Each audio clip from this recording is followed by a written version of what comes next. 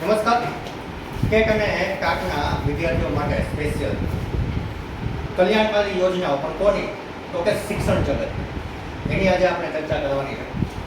ખાસ તો આ બધી યોજનાઓ જે છે શું કામ લાવવામાં આવી? તો કે શિક્ષણનું સ્તર સુધરે ને એનો મહત્વનો ઉદ્દેશ્ય હતો. સમયાંતરે શિક્ષણમાં ફેરફાર કરી અને શિક્ષણનું સ્તર સુધરે અને ખાસ કરીને કન્યા કેળવણીમાં જે છે સરકાર આના પર વધારે ભાર મેળવે છે. તો આવી અનેક યોજનાઓ જે છે સમયાંતરે સરકાર લાવે છે. અમુક એવી યોજનાઓ છે કે જે પુરાતન કાળથી ચાલી આવતી છે, એમાં કંઈક નવું અપડેટ કરે, કાંઈક એના નામમાં ફેરફાર કરે અને એ યોજનાની અંદર કંઈક નવીનતા આપે. તો આવી અનેક યોજનાઓ છે જેમાંથી મહત્વની અને પરીક્ષાલક્ષી યોજનાઓ જે છે એની આજે જે છે આપણે ચર્ચાઓ કરવાના. તો આવી એક પ્રથમ યોજના જે છે એની ચર્ચા કરવાના છીએ આપણે એ છે કેજીબીવી. હવે પ્રથમ કેજીબીવી જે છે એનો શાબ્દિક અર્થ શું થાય એ જ આપણો પ્રશ્ન રહે. એક્ઝામમાં ઘણી વખત પૂછવું તો એવું પૂછી જાય કે ભાઈ કેજીબીવી છે તો કેજીબીવીનું પૂરું નામ શું થાય? તો કેજીબીવીનું પૂરું નામ થશે કસ્તુરબા ગાંધી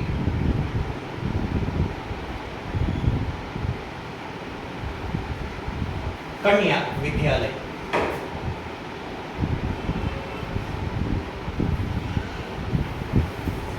કસ્તુરબા ગાંધી કન્યા વિદ્યાલય.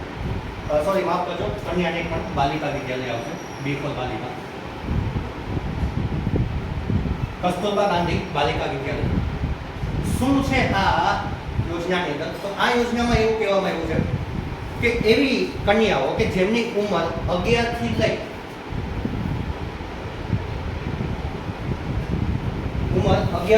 અને 16 વર્ષની છે,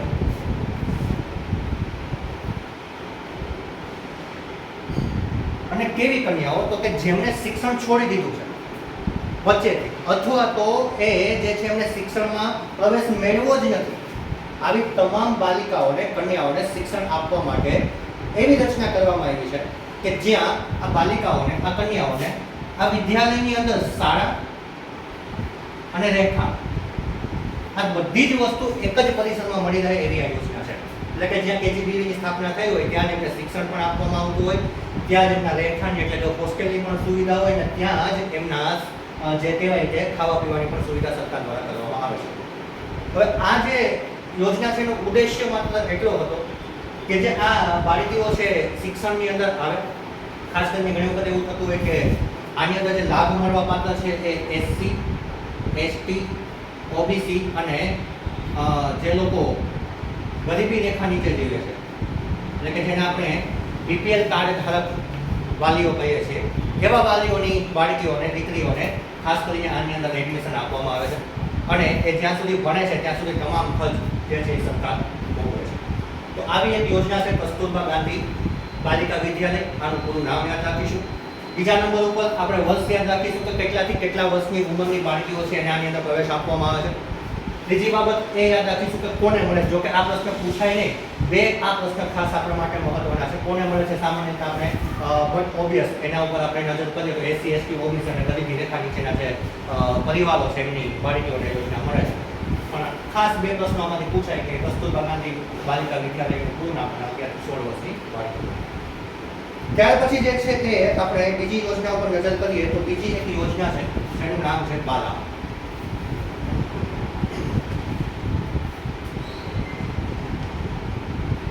બાલાનું પૂરું નામ ખાસ યાદ રાખીશું. બિલ્ડિંગ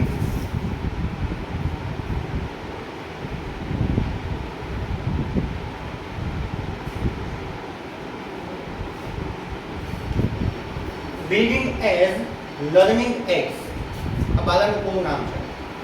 આ યોજના જે છે શેના માટે અમલમાં આવી? તો કે ખાસ કરીને જો અહીંયા શબ્દ જ કે છે બિલ્ડિંગ, પણ કોનું બિલ્ડિંગ? તો કે શાળાનું પરિસર.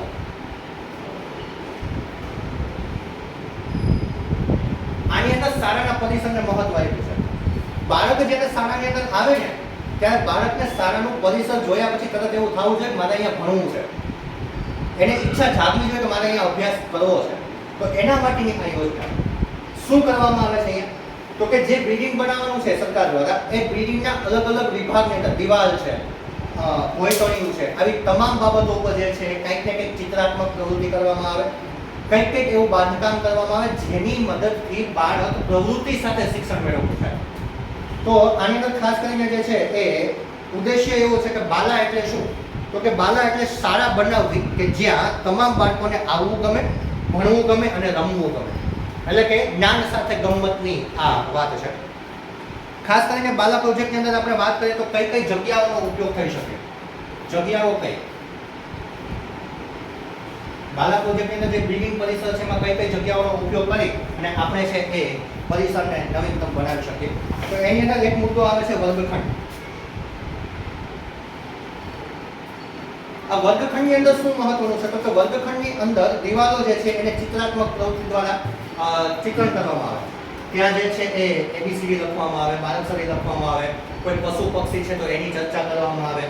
ખાસ કરીને ધોરણ 1 અને 2 ની અંદર જો આપણને ખ્યાલ હોય તો બાલ મિત્ર વર્ગની જોગવાઈ છે. બાલ મિત્ર વર્ગ. આ બાલ મિત્ર વર્ગ છે શું? પહેલા અને બીજા ધોરણના બાળકોને શાળાએ આવું ગમે એ રૂમ જોઈને બાળકને એમ થાય કે મારે અહીંયા ભણવું છે. એ રૂમની અંદર આખી દિવાલો જે છે એને ચિત્રિત કરી, અલગ અલગ ચિત્રો કરેલા હોય અને દિવાલના નીચેનો જે અડધો ભાગ છે ને કાળા પાટિયા તરીકે એનો ઉપયોગ થાય. એટલે બાળક જ્યારે ભણી રહ્યું છે ત્યારે એને કંઈ લખવું છે તો ચોકની મદદથી એ દિવાલમાં લખી પણ શકે અને પોતાની જે વાત છે એને રજૂ પણ કરી શકે. તો આ એ વર્ગખંડનો ઉપયોગ થઈ શકે. તે સિવાય તો કે દાદરના પગથિયા, એટલે કે જેને આપણે સીડીના પગથિયા તરીકે ઓળખીએ છીએ, આનો કઈ રીતના ઉપયોગ થાય? તો દાદરના જે પગથિયા છે એના ઉપર શું ચિત્રાત્મક પ્રવૃત્તિ કરી શકાય? તો દાદરના પગથિયા ઉપર તમે જે છે એ દાખલા તરીકે આપણે એવું ગણીએ સામાન્ય રીતે કે એક સીડી હોય એમાં એપ્રોક્સિમેટ 12 પગથિયા લઈએ. 12 હોય એવું નથી કહેતો, આપણે એક્ઝામ્પલથી સમજીએ. તો 12 પગથિયા ઉપર આપણે કઈ કઈ વસ્તુ જે છે એ લગાવી શકીએ? તો 12 મહિનાના નામ લગાડી શકીએ, ગુજરાતી, અંગ્રેજી. તમે એના ઉપર આંકડાઓ પણ લખી શકો 1 થી 12. તમે અહીંયા જે છે 12 રાશિના નામ પણ લખી શકો. તો આની મદદથી બાળકનું જે જનરલ નોલેજ છે ને એના પણ તમે વિકસાવી શકો છો. તો આ પગથિયાનો ઉપયોગ છે.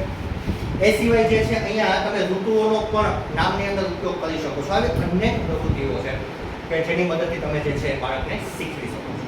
ત્યાર પછીની એક મહત્વની યોજના છે કે શાળાનો, એટલે કે આની અંદર શાળાનો ઓટલો, શાળાની અંદર જે પાળી આવેલી હોય છે આ પાળીઓ ઉપર શાળાની જે કમ્પાઉન્ડ હોલની દિવાલ છે બહારની એના ઉપર પણ તમે ચિત્રાત્મક પ્રવૃત્તિ કરી શકો છો. એના ઉપર તમે નકશાઓ દોરી શકો છો, ભારતનો નકશો, ગુજરાતનો નકશો, જે તે તાલુકાની શાળાની અંદર તાલુકાનો નકશો, ગામનો નકશો. આની અંદરથી બાળકને ભૌગોલિક પરિસ્થિતિ તમે શીખવાડી શકો છો. તો આ બાલા પ્રોજેક્ટ અંતર્ગત જે છે એ શાળાના પરિસરની અંદર આવો ઉપયોગ તમે કરી શકો છો. એ સિવાય ખાસ કરીને વાત કરવી હોય તો જેમ મેં શરૂઆતમાં કીધું કે ભોયતળિયા ઉપર કઈ બાબત લગાડી શકાય? તો ભોયતળિયું એટલે કે નીચેની જે લાદીની સપાટી છે એના ઉપર તમે સાપ સીડીની રમત છે દોરી શકો છો. તમે જે છે ચેસની રમત દોરી શકો છો. તમે ચોપાટ દોરી શકો છો. ચોપાટ એ એક પ્રકારની ચેસ જ છે. આપણે મહાભારત કાળની અંદર જોયું છે કે ચોપાટની રમત જે છે એની અંદર આવે છે. થોડી ચેસ કરતાં અલગ પડે છે પણ એ પ્રકારની એ રમત. ગાણિતિક વિષયક મુદ્દાઓ પણ તમે જે છે એ ભોયતળિયા ઉપર લગાડી શકો છો અથવા તો દોરી શકો છો. એ સિવાય જે છે શાળાની દિવાલ ઉપર તમે શું કરી શકો? તો ઋતુચક્ર તમે લગાવી શકો. ખાસ કરીને આપણે વાત કરીએ તો આપણે ત્યાં 3 મહત્વની ઋતુ આપણે જોતા હોય છે: શિયાળો, ઉનાળો અને ચોમાસું. પણ જો તમે ભૂગોળની બુક ખોલશો તો એની અંદર 4 ઋતુનો સમાવેશ છે: શિયાળો, ઉનાળો, ચોમાસું અને પાછા ફરતા મોસમી પવનો. ઘણી વખત સરકારે પ્રશ્ન અહીંયા પૂછ્યો છે કે પાછા ફરતા મોસમી પવનની ઋતુ એટલે કયા 2 મહિના? તો યાદ રાખીશું, ઓક્ટોબર અને નવેમ્બર આ 2 મહિના જે છે ને એ પાછા ફરતા મોસમી પવનની ઋતુ છે. પાછા ફરતા મોસમી પવન ઓક્ટોબર અને નવેમ્બર. આ જે છે એ બાબત સામાજિક વિજ્ઞાનની અંદર આપેલી છે અને એમાંથી સરકારે જે છે ઘણી વખત પ્રશ્ન પૂછ્યો. તો અહીંયા તમે ઋતુચક્ર બનાવી શકો. આ તો આપણે 4 મહત્વની વાત કરી. એ સિવાયની પણ આપણે ઋતુઓ છે. એસી વગરી વસતથી આપણે એને ઓળખીએ છીએ શોર્ટકટ. હેમંત, શિશિર, વસંત આ જે ઋતુઓ છે એના નામ પણ તમે દિવાલમાં લખી શકો, જેનાથી બાળક શીખતું થાય. એ ઉપરાંત તમે જે છે એ દિવાલ ઉપર સુડોકુ બનાવી શકો છો. સુડોકુ શુદ્ધ ગુજરાતી છે કોનું? તો કે જેને આપણે પઝલ તરીકે ઓળખીએ છીએ. અંગ્રેજીમાં જેને પઝલ કહેવાય એને ગુજરાતીમાં સુડોકુ કહેવાય. તો આવી કોઈ પઝલ્સ છે એ પણ તમે દિવાલ ઉપર લગાડી શકો, જેનાથી બાળકની બુદ્ધિ ક્ષમતાનો વિકાસ થઈ શકે. બાળક છે કાંઈક એના ઉપર તર્ક લગાવી અને પોતાની જે બુદ્ધિની ક્ષમતા છે એને આગળ લઈ જઈ શકે છે. તો આવી બાબત એની અંદર આવી શકે. એ સિવાય આપણે વાત કરી કે નકશાઓ જે છે એ પણ દોરી શકાય. દિશાઓ અને ખૂણાઓ, ખાસ કરીને જે છે એ આપણે જોઈએ તો દિશા અને ખૂણાની વાત કરીએ તો 4 મુખ્ય દિશા છે: ઉત્તર, દક્ષિણ, પૂર્વ અને પશ્ચિમ. અને 4 ખૂણા છે, બરાબર છે: ઈશાન, અગ્નિ, વાયવ્ય અને નૈઋત્ય. તો આની મદદથી તમે જે છે બાળકને 4 દિશા અને 4 ખૂણા વિશેની સમજ પણ આપી શકો છો. અને આ તમામ સમજ ભૂગોળની અંદર આપણે બાળકને શીખવવાની જ હોય છે. પણ જ્યારે બાળક દિવાલની અંદર શાળામાં પ્રવેશ કરે અને આવું દેખાય, એનો પ્રભાવ કંઈક અલગ હોય છે. બાળક એની અંદરથી વધારે સારી રીતના શીખી શકે છે. તો આ જે છે એ દિવાલ પરની વાત થઈ. એ સિવાય વાત કરીએ તો શાળાના વર્ગખંડનો જે દરવાજો છે, બહુ સરસ મજાનો મુદ્દો છે. શાળાના વર્ગખંડનો દરવાજો. હવે આપણને એમ પ્રશ્ન થાય કે દરવાજાનો શું ઉપયોગ થાય? તો કે ખોલવા અને બંધ કરવા. દરવાજો ખોલવા એટલે તમે અંદર આવી શકો, સ્કૂલ છૂટે એટલે દરવાજો બંધ કરે બહાર જઈ શકો. પણ ના, આ જ દરવાજાનો તમે કોણ માપક તરીકે ઉપયોગ કરી શકો. કોણ માપકની અંદર આપણે જોઈએ છીએ કે 0 થી લઈ અને જે છે 90 સુધીના, 180 સુધીના માપ જે છે 90 સુધીના હોય છે, બરાબર છે. તો એ કોણ માપક તરીકે દરવાજાનો ઉપયોગ કરી અને બાળક ગણિતમાં રુચિ લેતું થાય એવી પ્રવૃત્તિ તમે કરી શકો છો. તો આ જે યોજના છે એ છે Bala beginning as learning x, અને એની અંદર આપણે જે છે આટલા પ્રકારની પ્રવૃત્તિઓ કરી શકીએ છીએ.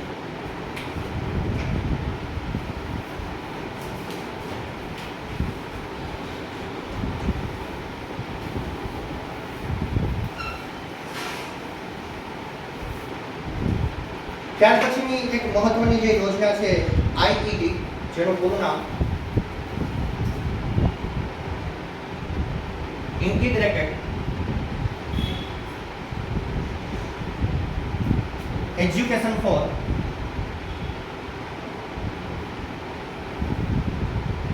Disabled children.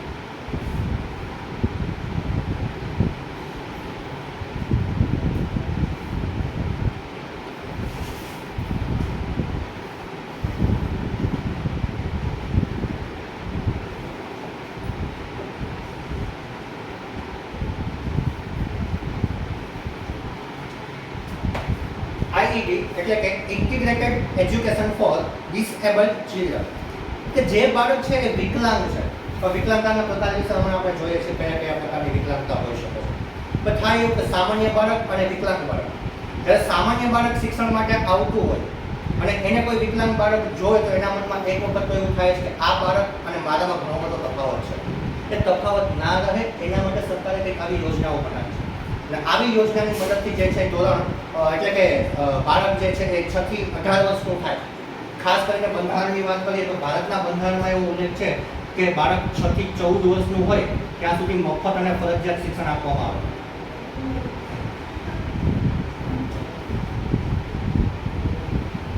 બંધારણ મુજબ 6 થી 14 વર્ષના બાળકને મફત અને ફરજિયાત શિક્ષણ આપવું.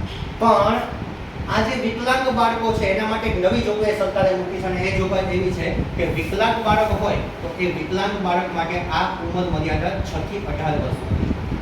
આ આપણા માટે પ્રશ્ન બને, કારણ કે હવે જે છે એ ખરા ખોટાના સ્વરૂપમાં તો વિધાન સ્વરૂપના પ્રશ્નો નીકળવાની શરૂઆત થઈ જાય. તો વિધાન સ્વરૂપમાં પ્રશ્નમાં ખરા ખોટામાં હું પૂછી નાખે તો યાદ રાખવાનું છે કે આઈઈડી નામની જે યોજના છે એના અંતર્ગત વિકલાંગ બાળક જે છે એને 6 થી 18 વર્ષ સુધી આની અંદર મફત અને ફરજિયાત શિક્ષણનો લાભ મળશે.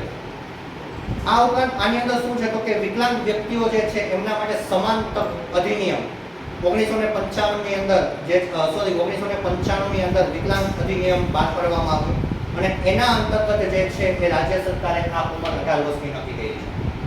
કયા કયા પ્રકારની વિકલાંગતા હોય તો આની અંદર જે છે સમાવેશ થાય, તો આપણે વાત કરીએ વિકલાંગતાના પ્રકારની.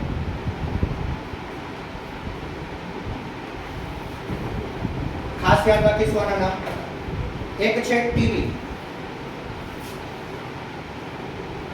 આ ટીબીના બે અર્થ થાય, ટ્યુબરક્યુલોસિસ પણ થાય, પણ એક અલગ વાત છે. અહીંયા ટીબીનો અર્થ થશે ટોટલી બ્લાઇન્ડ,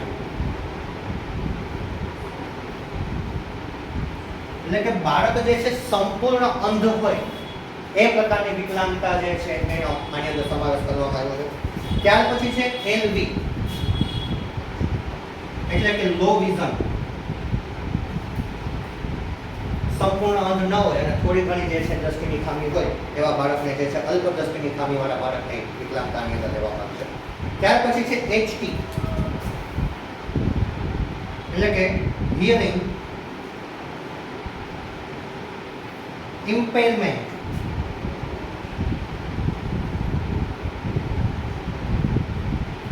અહીંયા હિયરિંગ શબ્દ ઉપરથી આપણને ખબર પડે કે જે બાળકને શ્રવણની તકલીફ હોય એટલે કે સાંભળવાની તકલીફ હોય એવા બાળકને આની અંદર સ્થાન આપવામાં આવે છે, એટલે કે આ કેટેગરીની અંદર એને મૂકવામાં આવે છે. બરાબર છે. ત્યાર પછી તો કે OH એટલે કે ઓર્થોપેડિક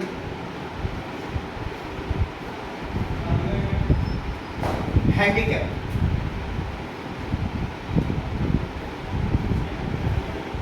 બાળક છે એનો કોઈ એક પગ, બે પગ અથવા તો હાથ પગની ખામી હોય અથવા તો ઓર્થોપેડિક શબ્દ ઉપર આપણે એવું કહી શકીએ કે કોઈ બાળકને હાડકાની ખામી હોય તો એવા પ્રકારના જે બાળક છે એને OH કેટેગરીની અંદર મૂકવામાં આવે છે.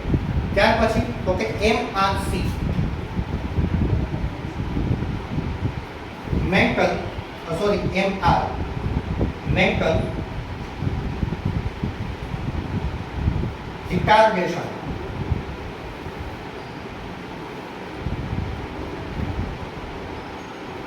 જેને આપણે મંદબુદ્ધિનું બાળક કહીએ છીએ સામાન્ય ભાષાની અંદર. મેન્ટલ રિટાર્ડેશન MR એટલે કે જે બાળકની જે છે એ માનસિક સ્થિતિ વ્યવસ્થિત ના હોય, યોગ્ય ના હોય એવા બાળકને આની અંદર મૂકવામાં આવે છે અને એનો કેળવણીની અંદર સારો એવો વિકાસ થઈ શકે એ પ્રકારના પ્રયત્નો કરવામાં આવે છે. ત્યાર પછી જે છે એ CT એટલે કે સેરેબ્રલ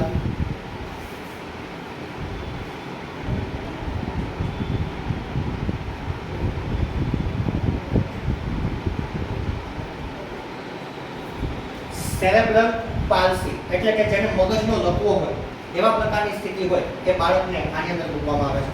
અને છેલ્લું જે છે એ MI એટલે કે મેન્ટલ ઇલનેસ.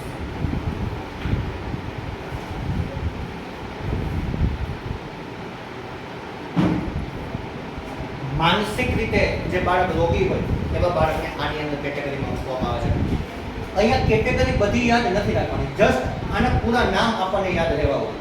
બરાબર છે. એક્ઝામમાં ઘણી વખત પૂછવું એટલે હું પૂછી નાખે કે નીચેનામાંથી OH શબ્દ જે છે વિકલાંગતા માટેનો એનું પૂરું નામ શું થાય, તો ઓર્થોપેડિક હેન્ડીકેપ આવી રીતના પ્રશ્ન અહીંયાથી પૂછાઈ શકે.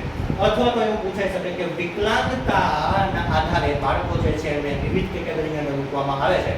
આ બાળકો સારું શિક્ષણ મેળવી શકે એ માટે કઈ યોજના છે? IED એવો પણ પ્રશ્ન પૂછાઈ શકે કે વિકલાંગતાની અંદર જે છે બાળકને કેટલાથી કેટલા વર્ષની ઉંમર માટે કન્સિડર કરવામાં આવે છે, 6 થી 18 વર્ષ ઉંમર. ઓકે. ત્યાર પછીની એક મહત્વની યોજના છે એડેપ્ટ્સ, એના વિશે ચર્ચા કરીએ.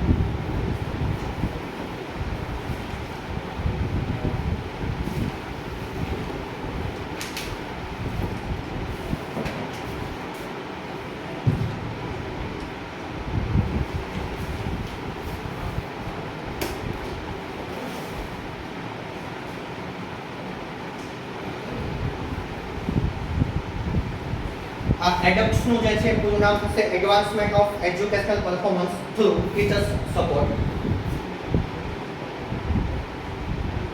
Advancement of educational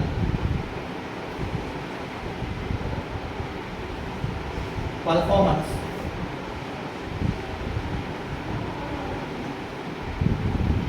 through teachers support.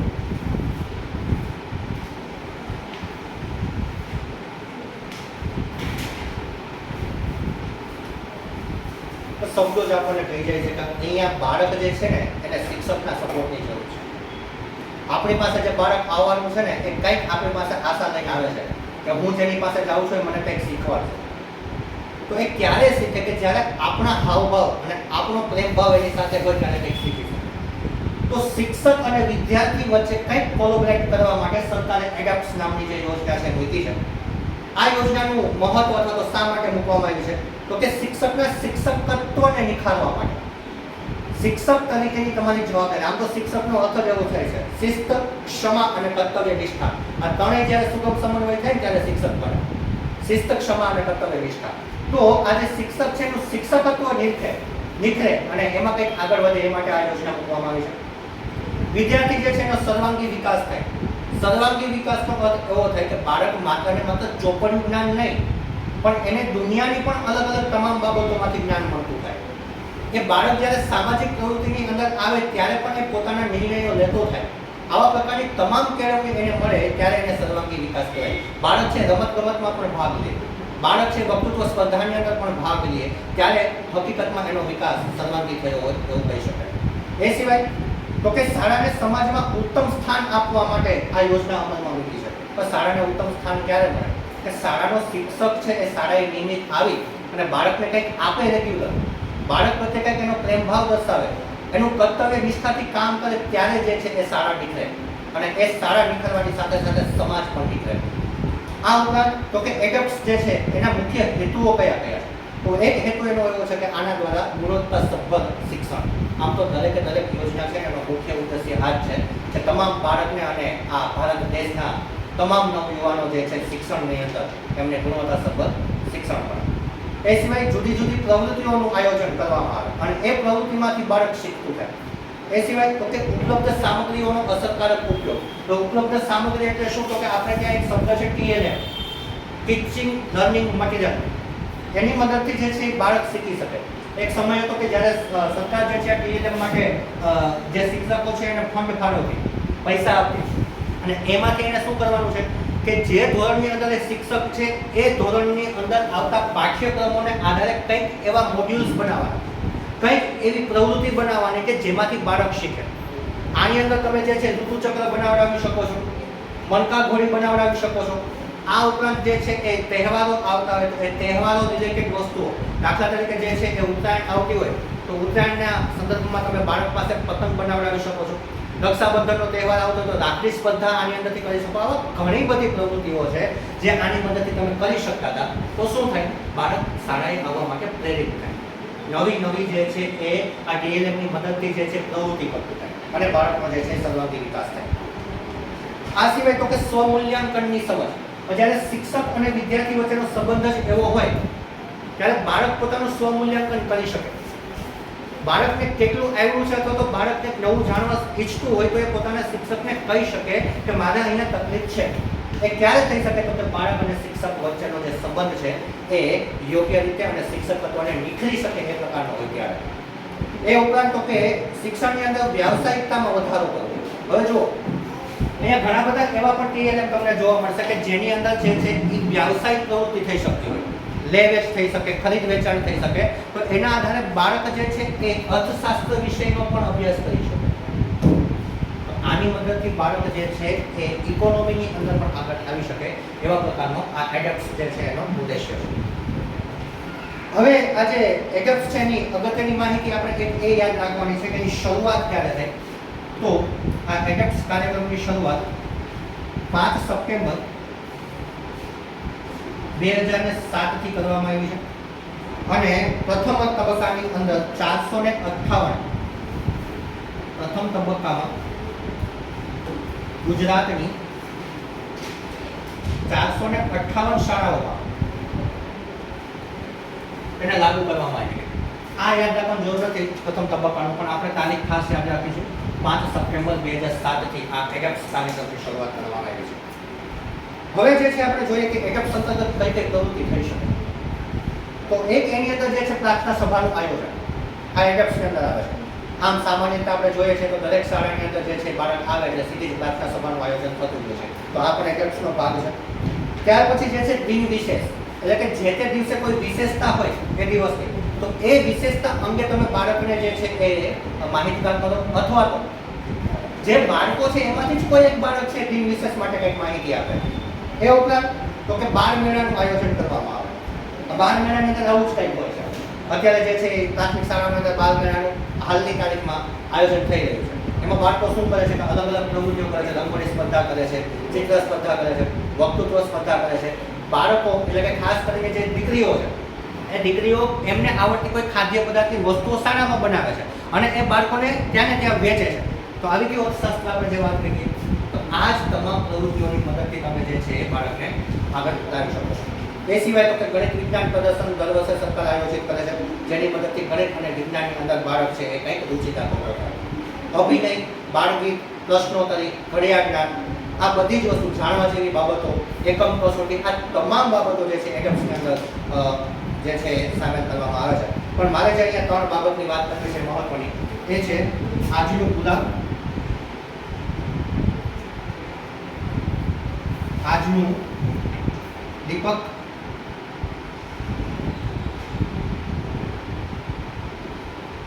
અને આજનું મોતી. આ 3 બાબતનો એડમ્સમાં ઉપયોગ થાય છે. હવે આ શું છે? બહુ મજાની વસ્તુ છે. આજનું ગુલાબ એનો અર્થ એવો થાય છે કે બાળક જે પ્રાર્થના સભામાં બેઠા હોય ને, તમામ બાળકોમાંથી જે બાળક સૌથી સુંદર દેખાતું હોય ને, સુઘડ દેખાતું હોય ને, એના ગળામાં એક લોકેટ પહેરાવવામાં આવે જેમાં લખેલું હોય આજનું ગુલાબ. આનો મતલબ શું આવું કરવાનું? તો આનો મતલબ એટલો જ છે કે બાળક સ્વચ્છતા પ્રત્યે સભાન થાય. ઘણી વખત આપણે એવું જોતા હોય કે ગ્રામ્ય લેવલે જે છે એ માતા પિતા છે મજૂરી કામ કરતા હોય તો પોતાના બાળકની અંદર ધ્યાન ઓછું આપી શકતા હોય. તો આવી પ્રવૃત્તિની મદદથી બાળક જે છે એ રોજ સ્વચ્છ અને સુઘડ થઈને આવવા માટે પ્રેરિત થાય. આપણે ઘણી વખત સામાન્ય રીતે ઘણી વખત એવું છે કે વાળ કપાવવા માટે વારંવાર આપણે જે છે એમને પ્રોત્સાહિત કરતા હોય અથવા તો એને ટકોર કરતા હોય છે. તો આવી બધી બાબતો જે છે આજના ગુલાબની અંદર નિર્દિષ્ટ કરી અને જે બાળક રોજ જે છે આની અંદર ભાગ લેતું હોય અથવા તો જેને આજના ગુલાબ તરીકે પસંદગી થતી હોય તો રોજ કોઈ એક બાળકને એવું થશે કે આજે હું આજનું ગુલાબ થઈને આવું, આજે હું સ્વચ્છ અને સુઘડ થઈને આવું. તો અહીંયા યાદ રાખીશું કે આજનું ગુલાબ એટલે સ્વચ્છ સુઘડ થઈને આવેલું બાળક.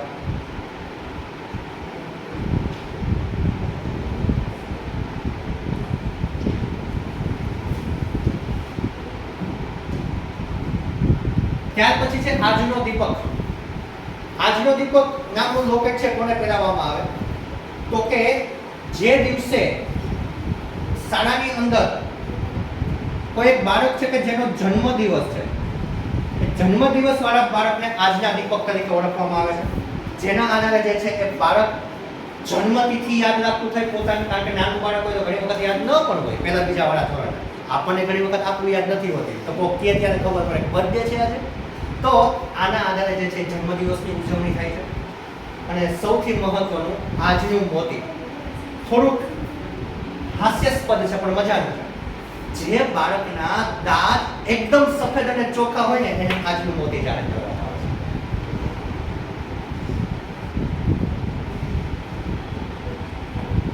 આ દાંતની સફાઈ શીખવાડે છે. મિત્રો અહીંયા છે ને માત્ર ને માત્ર શિક્ષણની અંદર ભણાવી દેવું જ મહત્વનું નથી. બાળક જે છે આવી પ્રવૃત્તિ દ્વારા છે પોતાના શરીરના અંગો વિશે જાણે અને પોતાના શરીરના અંગોની ચોખ્ખાઈ વિશે પણ જાણે અને આરોગ્યપ્રદ બાળક બને ને એના માટે આ બધી વસ્તુ કરવામાં આવે છે. સરકારની દરેક યોજનાની પાછળ એનું કંઈક ને કંઈક આવું વિશેષ મહત્વ રહેલું છે. તો 3 વસ્તુ યાદ રાખીશું આપણે. ઇટ મે બી પોસિબલ કે જોડકા સ્વરૂપે કંઈક પૂછવું હોય, મસ્તી કરવી હોય તો પૂછી શકે, સામ સામે જોડકા જોડો. તો દીપકમાં ચોખ્ખાઈ ન થઈ જાય દાંતની ધ્યાન રાખવું પડે આપણે. બરાબર છે? તો દાંત જે છે આજનું મોતી દાંતની ચોખ્ખાઈ માટે જે છે આપવામાં આવે છે. આ સિવાય જે છે આની અંદર બીજી વાત કરીએ તો છાપકામ, યોગાસન, શુદ્ધ લેખન, વાંચન, વર્ગ સુશોભન, આવી અનેક પ્રવૃત્તિઓ જે છે એડમ્સ અંતર્ગત બાળકને કરાવવામાં આવે અને એના આધારે જે છે બાળકનો સર્વાંગી વિકાસ કરવામાં આવે. ત્યાર પછી એક સરસ મજાની અને મહત્વની જે યોજના છે એની વાત કરીએ તો એ છે શાળા પ્રવેશ ઉત્સવ. જો કે આમ તો આ જે મુદ્દો છે પહેલા લેવો જોઈએ, પણ આપણે અત્યારે આની ચર્ચા કરીએ કે શાળા પ્રવેશ ઉત્સવ શું છે.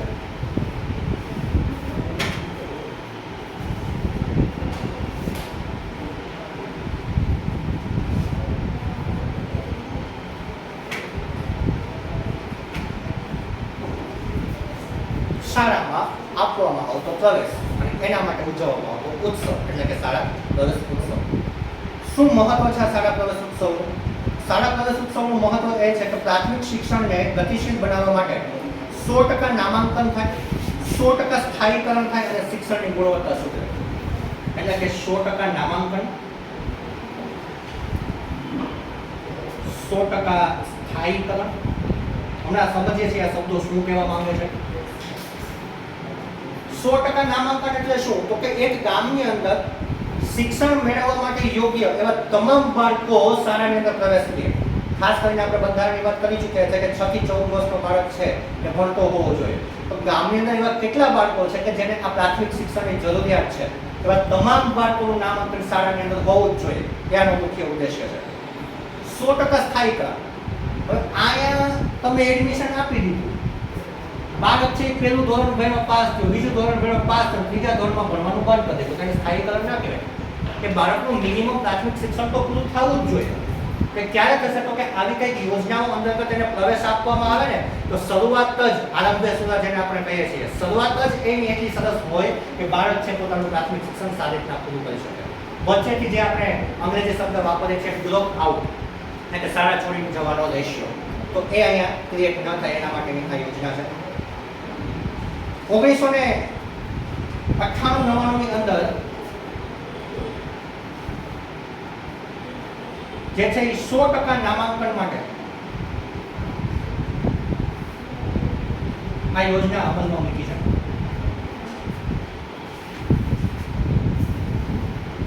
અહીંયા આપણે બસ યાદ રાખીશું કે 1998-99 ની અંદર જે છે શાળા પ્રવેશોત્સવ નામની જે યોજના છે એ સરકારે મૂકી છે.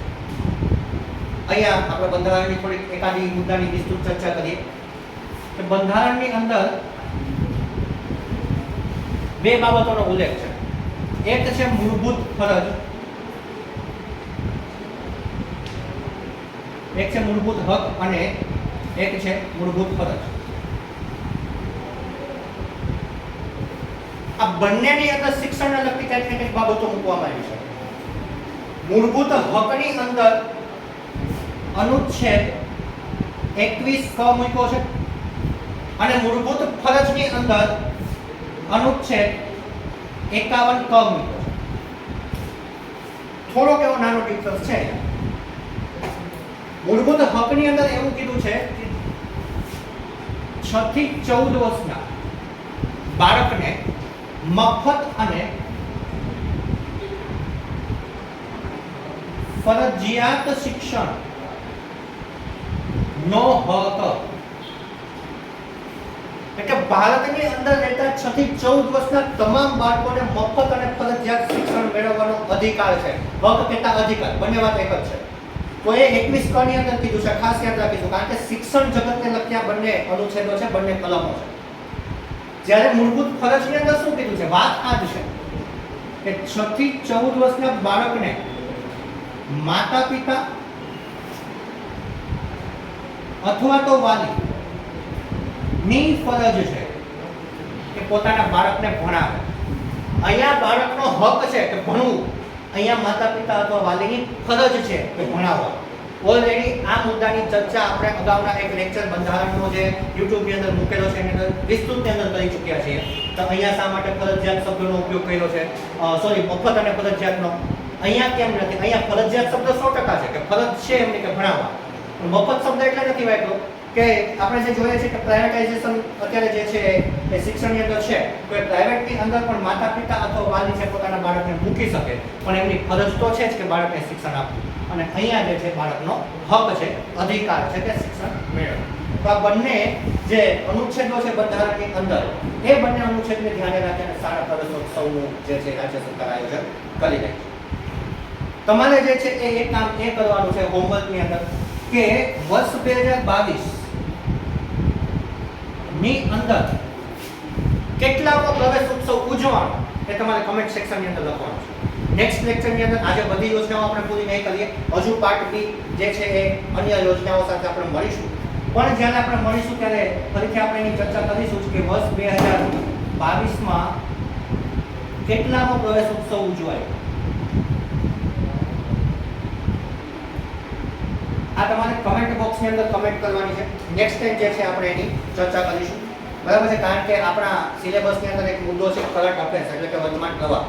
તો જ્યારે શિક્ષણ જગતને લગતી કોઈ બાબત હોય તો ત્યારે એની અંદર સરકાર જે છે એ આવા પ્રશ્નો પૂછી શકે છે. પ્રવેશ ઉત્સવ જે છે એનો મુખ્ય ભાગ શું છે એવું પૂછે ને તો યાદ રાખીશું કે પ્રવેશ ઉત્સવનો મુખ્ય ભાગ છે ને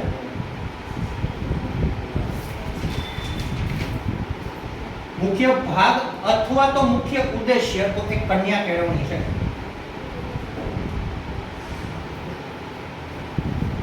મુખ્ય ઉદ્દેશ્ય અથવા તો મુખ્ય ભાવ એ કન્યા કેળવણી છે. શાળા પ્રવેશ ઉત્સવના આપણે હેતુઓની ચર્ચા કરીએ તો એક તો આપણે જે કીધું કે 100% નામાંકન થવું જોઈએ. એ સિવાય બાળકોની અંદર શાળામાં આવવા પ્રત્યેનો જે ભય છે એ દૂર થવો જોઈએ. નાનું બાળક છે આપણે જોતા હોય છે કે આંગણવાડી અથવા પહેલા ધોરણે જ્યારે બાળક એડમિશન લે છે ત્યારે લડતું જતું હોય છે, પણ જ્યાંથી સરકારે પ્રવેશ ઉત્સવ ચાલુ કર્યો ત્યાંથી બાળક હસતું જાય છે, કારણ કે ત્યાં ફેસિલિટી એટલી બધી મળે છે. એનું સ્વાગત જ એ રીતના થાય છે કે જ્યારે કે એવું લાગે જે છોકરો હોય ને એવું લાગે કદાચ મારી જાન જોડાણી, એ પ્રકારનું દ્રશ્ય ત્યાં ક્રિએટ થાય છે. તો એના આધારે જે છે એ પ્રવેશ ઉત્સવનું મહત્વ કંઈક ને કંઈક વધતું રહે છે. એ સિવાય તો કે વાલીઓ શિક્ષણાભિમુખ પ્રવૃત્તિઓથી વાકેફ થાય. બે શબ્દ આપણે સમજીએ જરા. એક છે શિક્ષણાભિમુખ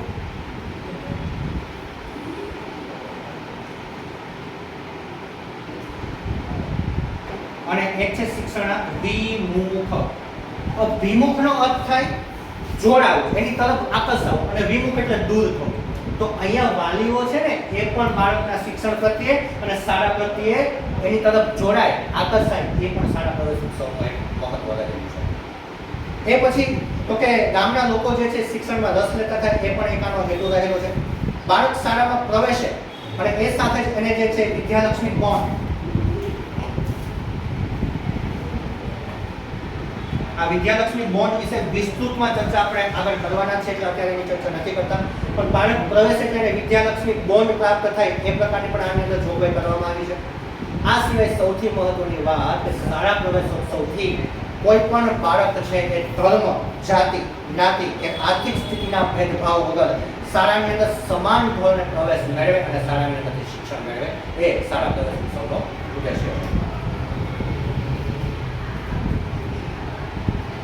ત્યાર પછીની એક જે મહત્વની યોજના છે અને એ યોજના આવવાથી શિક્ષણની અંદર એક નવી જ કલમ ઉમેરાણી, શિક્ષણની અંદર એક નવું જ સોપાન ઉમેરાણ, એવી એક યોજના જેનું નામ છે પ્રજ્ઞા.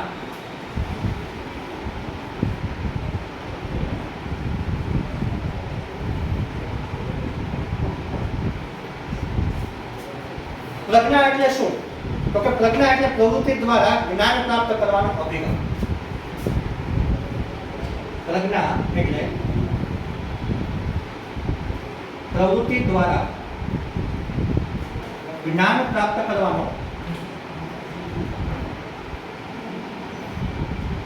અભિગમ. એક્ઝામમાં ઘણી વખત એવું પૂછે, સીધું પૂછે કે ભાઈ પ્રવૃત્તિ દ્વારા જ્ઞાન પ્રાપ્ત કરવાનો અભિગમ એટલે કઈ યોજના? તો પ્રજ્ઞા યોજના. શું છે આ પ્રજ્ઞા યોજના? એના વિશે થોડીક માહિતી મેળવીએ તો પ્રજ્ઞા જે છે ને એની અંદર બે અભિગમ આપવામાં આવ્યા છે. કયા? તો કે વિદ્યાર્થી કેન્દ્રિત અને પ્રવૃત્તિલક્ષી અભિગમ.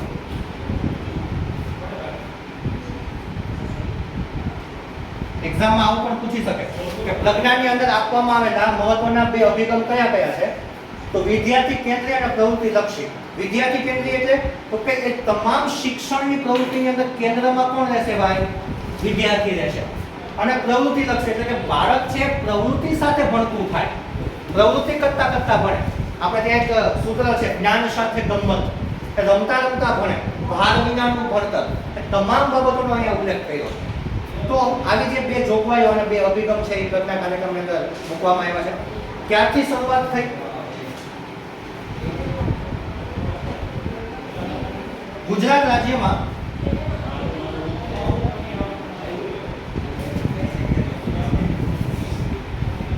જૂન 2010 ફેઝ 1 જેની અંદર ધોરણ 1 અને 2 અને ત્યાર પછી જૂન 2014 ફેઝ 2 ધોરણ 5 ની અંદર ધોરણ 5 સુધી એટલે કે 1 થી 5 સુધી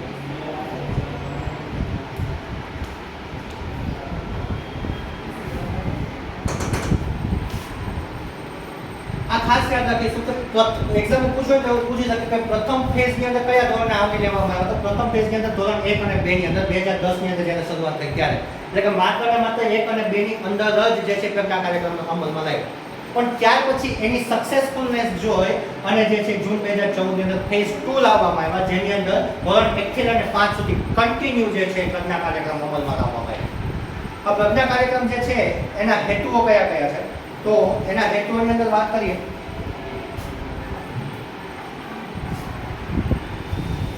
તો બાળક છે પોતાની ગતિ મુજબ શિક્ષણ મેળવે, એનો મહત્વનો હેતુ છે.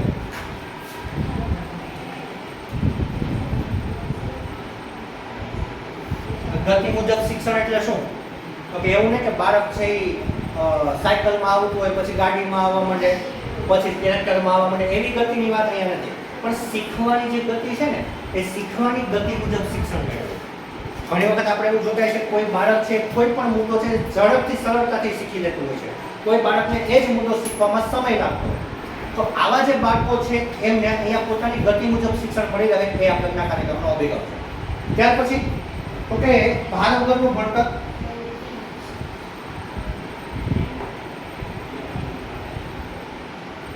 પ્રવૃત્તિલક્ષી,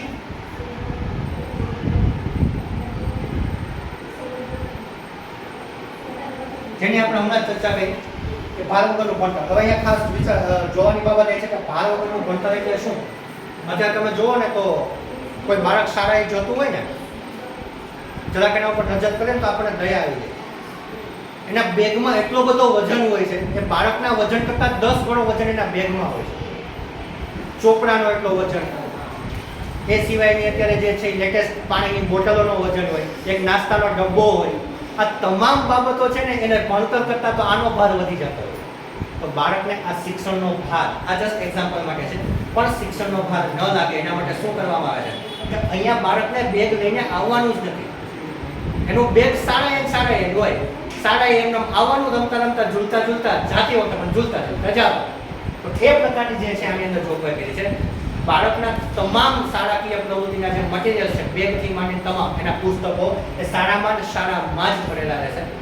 પ્રવૃત્તિલક્ષી આગળ આપણે સમજીએ છીએ કે બાળક અલગ અલગ પ્રવૃત્તિમાંથી જેમ પસાર થતું જાય છે એમ બાળકના નામ પ્રમાણે એનું એક ખાનું હોય પ્રજ્ઞા કાર્યક્રમની અંદર, અને એ ખાનામાં એની પ્રવૃત્તિઓ જે છે એમાં મૂકવામાં આવતી હોય, જેના કારણે બાળકને પોતાને યાદ રહે કે હવે મારે કઈ પ્રવૃત્તિ કરવાની છે, મારે કઈ પ્રવૃત્તિ પૂરી થઈ ગઈ છે. ઠીક છે. ત્યાર પછી જે છે એ ત્રીજી બાબત છે તેમના સહપાઠીઓના સહયોગથી શિક્ષણ. સહપાઠીઓનો સહયોગ. સહપાઠી એટલે શું કે એક બાળકની સાથે જ અભ્યાસ કરતા એના જે મિત્રો છે શાળાના એના વર્ગના, એ મિત્રો સાથે બેસીને શિક્ષણ મેળવે. દાખલા તરીકે કોઈ એક બાળક છે એને કોઈ મુદ્દો આવડી ગયો છે સારી રીતના, અને એક એનો મિત્ર છે કે જેને એ મુદ્દો નથી આવડતો અથવા તો એમાં કંઈક અચકણ છે, તો જે બાળક એ સારી રીતના શીખી ગયો છે એ પહેલાને મદદ કરશે, અને આની આધારે એ બાળક બાળપણમાં જ બીજાને મદદ કરવાનો ભાવ જે છે એ જન્માવી શકે, લોક ઉપયોગી કામ કરતો થાય એવી આ પ્રજ્ઞા કાર્યક્રમની અંદર જોગવાઈ કરવામાં. ત્યાર પછી તો કે જે છે એ વિવિધ સ્તરના બાળકોને શીખવા માટે સમાન તક. આ બહુ અગત્યનું છે. કઈ કે પ્રજ્ઞા કાર્યક્રમની અંદર છે ને એવું છે કે કોઈ એક બાળક એની અંદર લેડર્સ હોય છે, કાર્ડ હોય છે, એ કાર્ડ વાઇઝ જે છે બાળક આગળ વધતું હોય, એક કાર્ડમાંથી બીજા કાર્ડમાં, બીજામાંથી ત્રીજા કાર્ડમાં, ને કાર્ડના આધારે એનું જે છે એ મૂલ્યાંકન થતું હોય. પણ આની અંદર કેવું છે કે એક બાળક છે એને કોઈ XYZ નામનું કાર્ડ પૂરું કરી દીધું, હવે એબીસી નામનું કાર્ડ છે લેવા જાય છે, પણ એ એબીસી નામના કાર્ડની અંદર એને ખબર નથી પડતી કે આમાં શું કહેવા માંગે છે. ત્યારે શિક્ષક પાસે જશે ને કહેશે કે હવે મારે કયું કાર્ડ લેવાનું, તો એ શિક્ષક કહેશે કે ભાઈ તારે એબીસી નામનું કાર્ડ છે લેવાનું, અને એની અંદર જે છે તારે શીખવાનું. કોઈ એક બાળક આવીને એમ કહે છે કે ભાઈ મારે જે છે કે ભાઈ હવે મારે જે છે કોઈ વાર્તા સાંભળવી હોય તો વાર્તા વિશે જાણવું છે, તો વાર્તાનું પણ એક કાર્ડ હોય, તો એ બાળક વાર્તા વિશે જાણશે. તો અહીંયા અલગ અલગ બાળકો છે એ અલગ અલગ પ્રવૃત્તિમાં સમાન તક મેળવશે. કઈ રીતના? તો કે એવું નહીં થાય કે એક બાળક જે છે, માનો કે આપણે સામાન્ય રીતે જોઈએ તો એવું થાય કે એક શિક્ષક હોય એ બધાને એક સરખું ભણાવતા હોય, ઘણી વખત એવું થાય કે કોઈ બાળકને કોઈ મુદ્દો ન સમજાવો તો ત્યાં સમાનતા નથી. પણ જ્યાં સુધી આ બાળક XYZ નામનું કારકુન નથી કરતો ત્યાં સુધી એ ABC માં જશે જ નહીં. એટલે તમામ જે બાળકો છે એને શીખવાની અંદર સમાન તક મળશે. અહીંયા એ નહોતી મળતી એવું કહી શકાય. આ બાળક છે એને વાર્તા અહીંયા જે કાળ છે બધા માટે સમાન હોય છે. એક સિલેબસ પૂરો બધાએ કરવાનો હોય છે. પણ જ્યાં સુધી એ બાળકને આ વાર્તા નથી સમજાતી ત્યાં સુધી એના પછીના કાળમાં નથી જતો અથવા તો એનું મૂલ્યાંકન આગળ નથી વધતું. તો એના કારણે તમામ બાળકો છે એક સરખું સમાન શિક્ષણ મેળવે એવો આ ઘટના કાર્યક્રમનો ઉદ્દેશ્ય છે. ત્યાર પછી તો કે બાળક જે છે એ આની અંદર જે અલગ અલગ સ્ટેપમાંથી બહાર આવે છે એના આધારે મૂલ્યાંકન તો થવું જોઈએ ને. તો પાંચમો મુદ્દો છે મૂલ્યાંકન. તો મૂલ્યાંકન કોનું થાય? માત્ર બાળકનું નહીં, એ બાળકની સાથે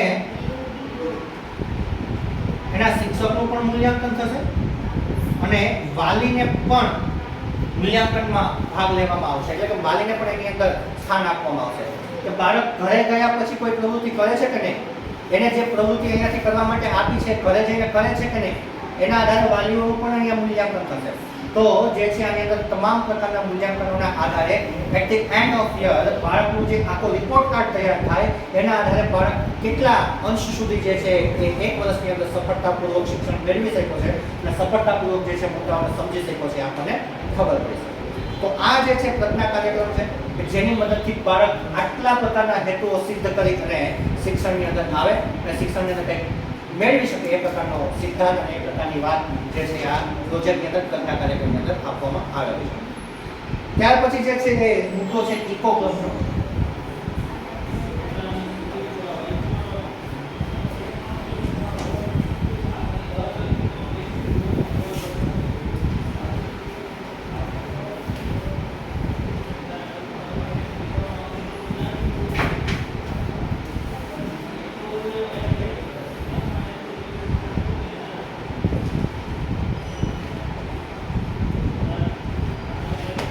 ઇકો ક્લબ. હવે ઇકો શબ્દ આપણે પહેલા સમજીએ. આપણે એવું કહેતા હોય છે કે ઇકો ફ્રેન્ડલી વસ્તુ, એવી વસ્તુ કે જેનાથી પર્યાવરણને નુકસાન ન થાય એને ઇકો ફ્રેન્ડલી વસ્તુ કહેવાય. તો અહીંયા કંઈક આવી જ બાબત છે. ઇકો ક્લબ એટલે શું? તો કે ઇકો ક્લબ એટલે શાળાના પ્રકૃતિ રૂપી અથવા તો શાળાના પ્રકૃતિ પ્રેમી વિદ્યાર્થીઓનું એક સંગઠન. પ્રકૃતિ પ્રેમી વિદ્યાર્થીઓનું સંગઠન.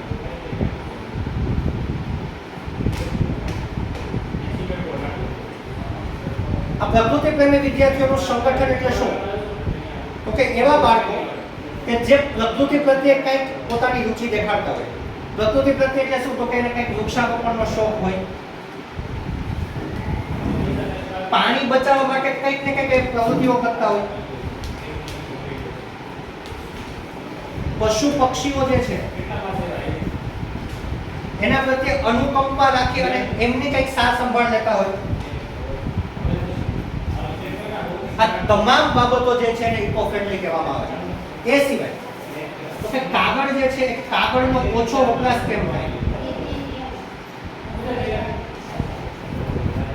કાગળનો ઓછો વપરાશ કેમ થાય એ બાબતની પણ એ જાણકારી મેળવતા હોય. આ તમામ બાબતો આની અંદર ઉપલબ્ધ છે. મિત્રો એક વાત યાદ રાખજો કે એક કાગળ બનાવવું હોય ને, એક કાગળનું પેજ બનાવવા માટે લાકડાનો ઉપયોગ તો થાય જ છે, પણ એક કાગળનું પેજ બનાવવા માટે 10 ગ્લાસ પાણીનો પણ ઉપયોગ થાય. આ સમજી શકાય કે 10 ગ્લાસ પાણીની સામે કેટલો વપરાશ આપણે કરીએ છીએ. ઘણી વખત આપણે એવું બતાવ્યું છે કે આપણી નોટબુક જે છે એ નોટબુકની અંદર છેલ્લા 4-5 પેજ એવા હોય કે આપણે એને કોરા મૂકીને જવા દેતા હોય. હવે આવી તો આપણા શિક્ષણ કાર્યની અંદર કેટલી એવી નોટો હશે કે જે આપણે છોડી હશે, છેલ્લા 2-3 પેજ છોડી દીધા હશે અને આપણે પેપરનો વેસ્ટ કર્યો હશે. તો અહીંયા એવા બાળકોનું એક જૂથ હશે કે આવી તમામ પ્રકૃતિ પ્રેમી અથવા તો પ્રકૃતિને શોભેલી, પ્રકૃતિને બચાવી શકાય એવી પ્રવૃત્તિઓ દ્વારા જે છે શિક્ષણ મેળવતા હોય એને ઇકો ક્લબ તરીકે ઓળખવામાં આવે છે. આની અંદર જે છે એ ભારત સરકારના દરેક જિલ્લાની અંદર ઇકો ક્લબ સ્થાપિત કરવા માટે જે છે એ સરકારે આયોજિત કર્યું છે. ભારત સરકારે દરેક જિલ્લામાં ઇકો ક્લબની સ્થાપના નો આદેશ. ભારત સરકારે એવો આદેશ કર્યો છે કે દરેક જિલ્લાની અંદર જે છે ને એક ઇકો ક્લબની સ્થાપના થાય અને આ આદેશના આધારે ગુજરાત રાજ્યની અંદર GCERT ગાંધીનગર આ સંસ્થા એટલે કોણ તો કે જે આપણા પાઠ્યપુસ્તક છાપે છે એ પોતે. આ GCERT સંસ્થા જે છે એને આની અંદર કંઈક વધારે રસ દાખ્યો અને આ જે GCERT સંસ્થા છે એ શું કરે છે કે શાળાની અંદર ઇકો ક્લબ સ્થાપવા માટે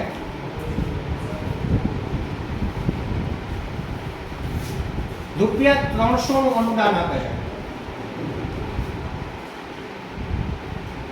આ ખાસ યાદ રાખીશું. એક્ઝામમાં આપણે એવું પૂછી શકીએ કે ઇકો ક્લબની સ્થાપના માટે જે છે કઈ સંસ્થા ભંડોળ આપે છે. પહેલો પ્રશ્ન GCERT. એ GCERT કેટલા રૂપિયાનું અનુદાન આપે છે? ₹300 નું જે છે અનુદાન એટલે કે ફંડ, બરાબર છે, પૈસા પ્રોવાઈડ કરે છે. આ બંને વસ્તુ આની અંદરથી જે છે મહત્વની છે, બરાબર છે. તો અહીંયાથી પ્રશ્ન આ બે પૂછાઈ શકે એવા છે કે GCERT ગાંધીનગર અને ₹300 નું અનુદાન.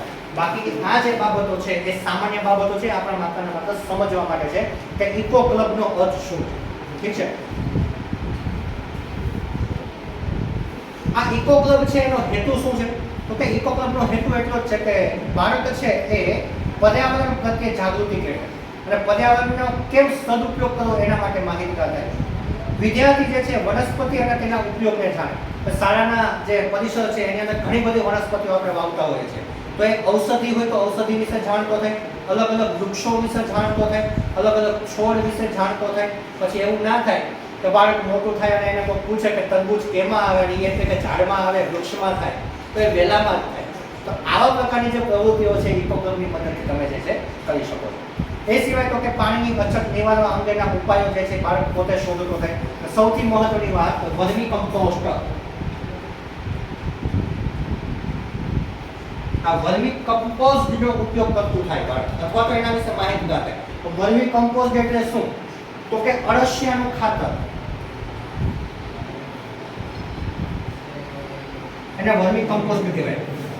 તો બાળક જે છે એ અળસિયાની ખેતી કરતું થાય. ઘણા બધા આપણે જોતા છે કે ખેતીની અંદર આ ખાતરનો ઉપયોગ કરવા માટે અળસિયાની ખેતી. અળસિયાની ખેતી એટલે શું? તો કે અળસિયા ઉત્પન્ન કરવામાં આવે, બરાબર છે, અને એના દ્વારા જે છે એને ખેતરની અંદર નાખવામાં આવે, જેના કારણે ખેતરની અંદર ફળદ્રુપતા વધે. કારણ કે અળસિયું શું કરે છે? અળસિયું જમીનની અંદર જાય છે અને જમીનને ખોદે છે અને ઊંડી બનાવે છે, જેના કારણે પાણી અને ખાતર કે જે કંઈ વાતાવરણની અંદરથી તત્વો મળવાના છે, ખાસ કરીને નાઇટ્રોજન N2 જમીનની અંદર ઉતરે તો સારો એવો પાક થાય, સારી એવી ફળદ્રુપતા મળે. તો આ જે કંઈ છે અળસિયું જે છે આપણા માટે, એટલે તો અળસિયાના ખેડૂતો મિત્રો પણ કહેવાય છે. તો આના આધારે બાળક છે વર્મી કમ્પોસ્ટ વિશે પણ જાણતો થાય અને શાળાનું જે પરિસર છે એનું જે ગાર્ડન છે એની અંદર આવી કંઈક પ્રવૃત્તિઓ કરતું થાય, એવો આ ઇકો ક્લબ યોજનાનો ઉદ્દેશ્ય છે. ઇકો ક્લબ અંતર્ગત જે છે એ કયા કયા પ્રકારની પ્રવૃત્તિ જે છે થઈ શકે, તો એની એક ચર્ચા નાની કરી લઈએ. તો પર્યાવરણ દિનની ઉજવણી થઈ શકે. તો તમારે કમેન્ટમાં એ લખવાનું છે તો પર્યાવરણ દિવસ ક્યારે ઉજવવામાં આવે એ તમારે કમેન્ટ કરવાની છે કે દર વર્ષે પર્યાવરણ દિવસ ક્યારે ઉજવાય છે. બીજું તો કે પર્યાવરણ લક્ષી નાટકો આયોજિત કરવામાં આવે. ક્વિઝ વક્તૃત્વ સ્પર્ધા કે જે પર્યાવરણ સંબંધિત હોય એનું આયોજન કરવામાં આવે. એ પછી છે પૃથ્વી દિવસ.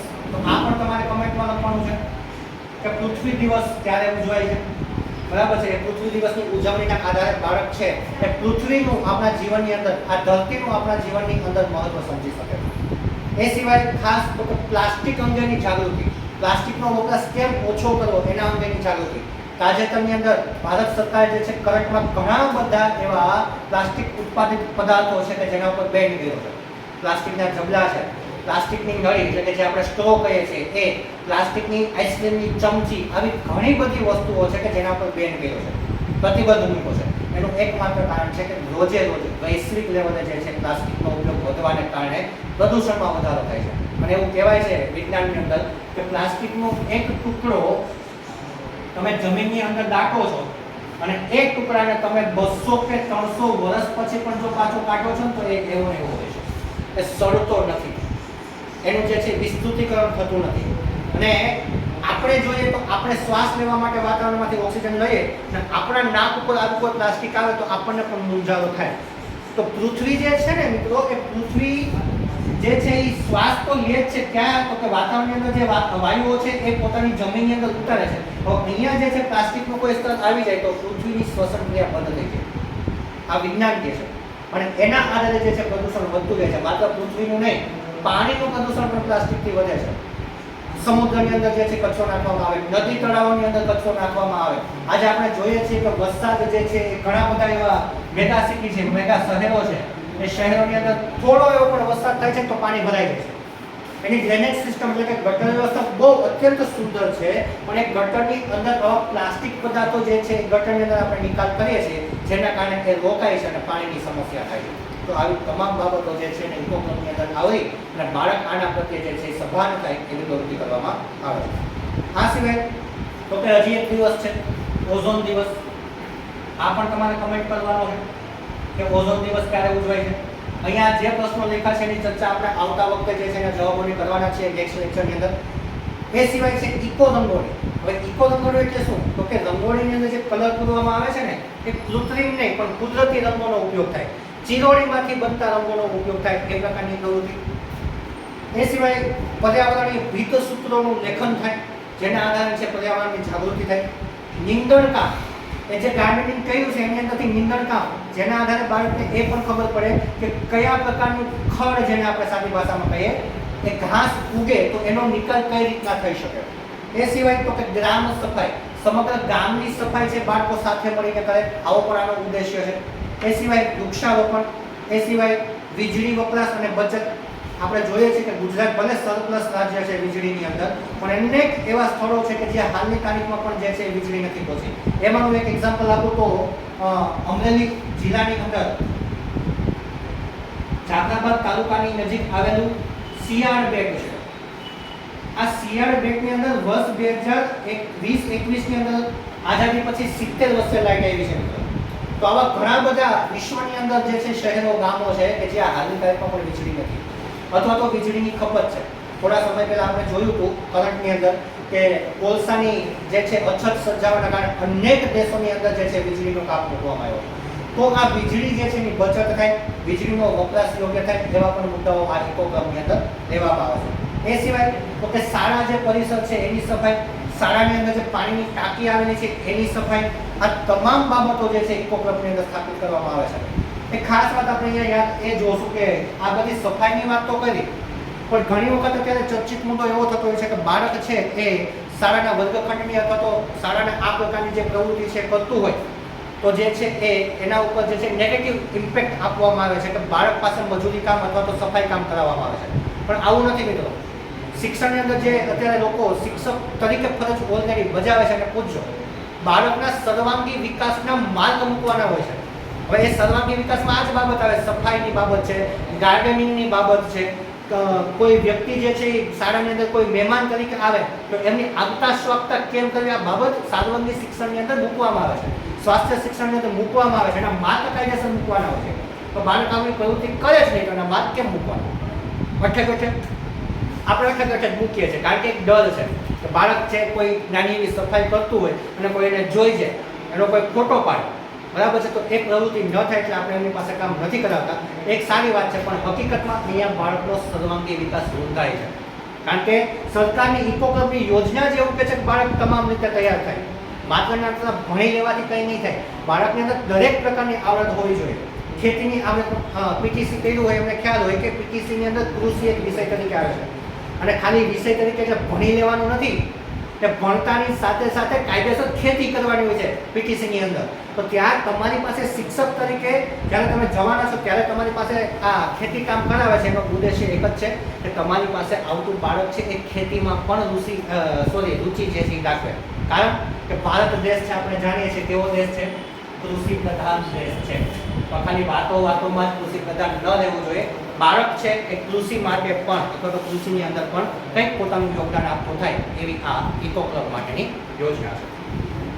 ત્યાર પછીની જે યોજના છે એ છે બાલિકા સમૃદ્ધિ યોજના. એની ચર્ચા કરીએ.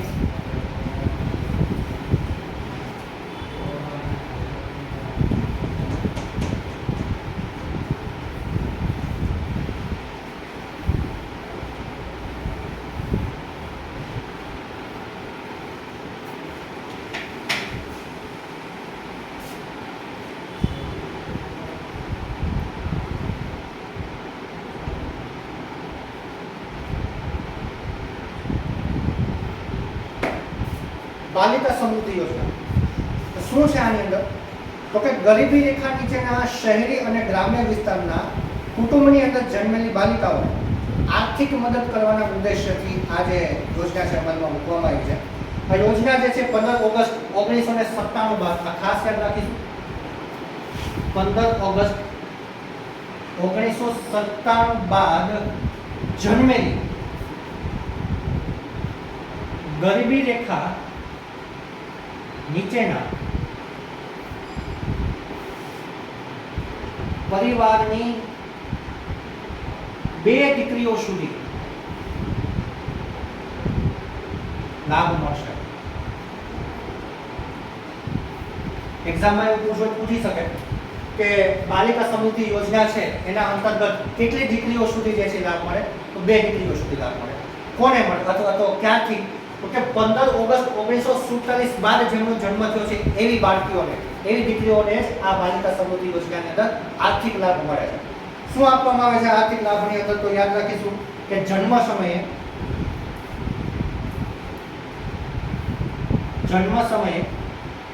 રૂપિયા 500 અને ત્યાર પછી ધોરણ 1 થી 10 માં દરેક વર્ષે બાળક જે છે એને રૂપિયા 300 થી 1000 દર વર્ષે એક પહેલા ધોરણની અંદર આવે ત્યારે 300, પછી બીજામાં વધતા જાય અને 10મા ધોરણની અંદર જ્યારે પહોંચે ત્યારે 1000 સુધીનું જે છે એને સ્ટાઇપેન્ડ એટલે કે શિષ્યવૃત્તિ આપવામાં આવે છે. હવે અહીંયા છે ને ખાસ જે છે જોગવાઈ કરવામાં આવી છે, અહીંયા એક હેશટેગ મારવામાં આવ્યો છે.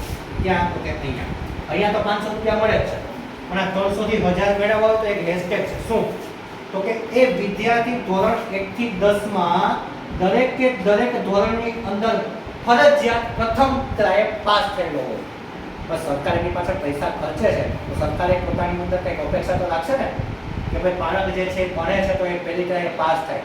4-5 ટ્રાય એ પહેલા ધોરણમાં પાસ ન થતા હોય છતાંય સરકાર આપે, એનો કોઈ ઉદ્દેશ્ય નથી રહેતો, એનો કોઈ હેતુ નથી હોતો. એટલે અહીંયા ખાસ યાદ રાખીશું કે ધોરણ 1 થી 10 માં જ્યારે એ બાળક છે એ પાસ કરશે પ્રથમ ટ્રાય 1 થી 10 સુધી, જેવું પાસ કરી નવા ધોરણમાં જશે એટલે એને જે સ્ટાઇપેન્ડ મળવાનો છે, જે શિષ્યવૃત્તિ મળવાની છે એને પ્રાપ્ત થઈ જશે.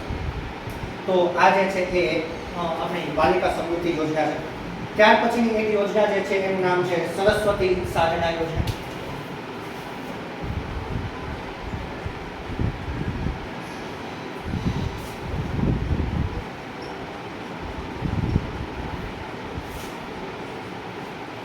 આ સરસ્વતી સાધના યોજના શું છે? તો આ સરસ્વતી સાધના યોજનાનો હેતુ એવો છે કે માધ્યમિક અને ઉચ્ચતર માધ્યમિક શાળાઓમાં કન્યાઓના શાળા છોડી જવાના પ્રમાણને ઘટાડવા માટે પોતાના ઘરેથી અન્ય ગામમાં જવા માટે અવરજવરમાં મદદરૂપ થવા જ્યારે વિદ્યાર્થીની એટલે કે છોકરી જે છે એ ધોરણ 9 માં આવે, એ ધોરણ 9 ની અંદર પ્રવેશ કરે ત્યારે એને સાયકલ આપવામાં આવે છે.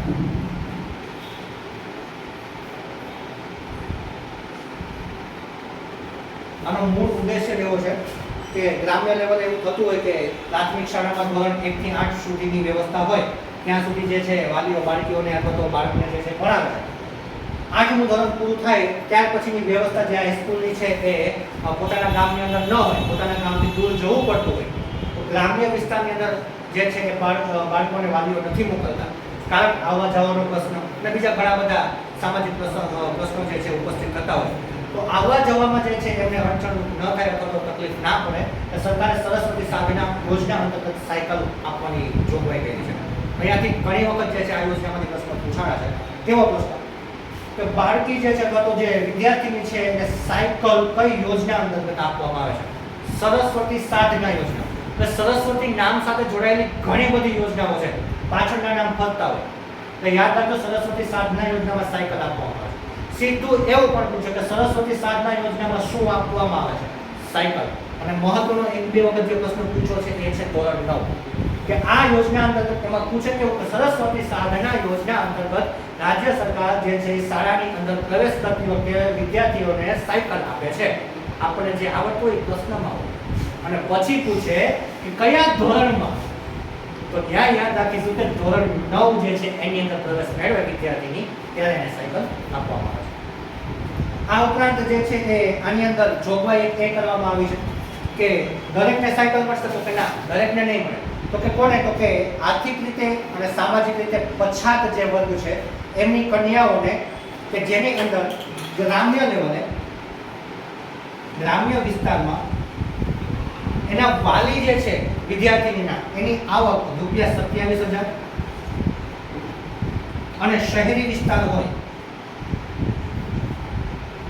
તો ₹36,000 જે છે એ પોતાની વાર્ષિક આવક હોય એમને આ સાયકલનો જે છે એ યોજનાનો લાભ આપવામાં આવે છે. ત્યાર પછીની જે એક યોજના છે એનું નામ છે એકલવ્ય યોજના. એની ચર્ચા કરી.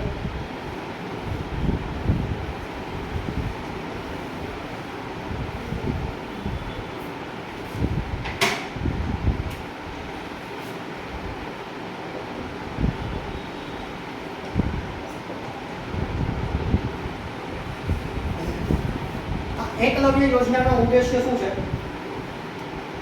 એકલવ્ય યોજનાની અંદર આપણે એકલવ્યને બહુ સારી રીતના ઓળખીએ છીએ, બરાબર છે. આ સંસ્થાનું નામ છે એમને એકલવ્ય પાત્રની વાત કરું, બરાબર. એક ગુરુ અને શિષ્ય વચ્ચે કેવો સંબંધ હોય અને જ્યારે બાળક જે છે એ શીખવા માટે પ્રેરિત થાય ને ત્યારે ક્યાંયથી પણ શીખી લે છે. એ કોઈને પણ ગુરુ માનીને જે છે શીખી લે છે. ઘણા બધા પ્રાચીન સમયની અંદર એવા લોકો આપણી વચ્ચે થઈ ગયા કે જેમણે પ્રાણી અને પશુઓને પણ પોતાના ગુરુ બનાવ્યા છે. એ એવું કહે છે કે આપણને કોઈ વ્યક્તિમાંથી કંઈક મળે ને તો એ આપણો ગુરુ છે. માત્ર શાળાની અંદર આપણને ભણાવી જાય એ જ આપણો ગુરુ નથી. શિક્ષણના અંદર પગલે પગલે આપણને કોઈ પણ વ્યક્તિ છે આપણને કંઈક આપણા જીવનને લગતી બાબત આપણને ભણાવી જાય અથવા તો સમજાવી જાય તો એ આપણો ગુરુ છે. તો આની અંદર કંઈક આવો જ છે ઉદ્દેશ્ય કે એકલવ્ય એવોર્ડની અંદર અથવા તો એકલવ્ય યોજનાની અંદર શું છે તો કે ગુજરાત રાજ્યનો કોઈ ખેલાડી છે, એ ગુજરાતી ખેલાડી આંતરરાષ્ટ્રીય કક્ષાએ રમત રમે,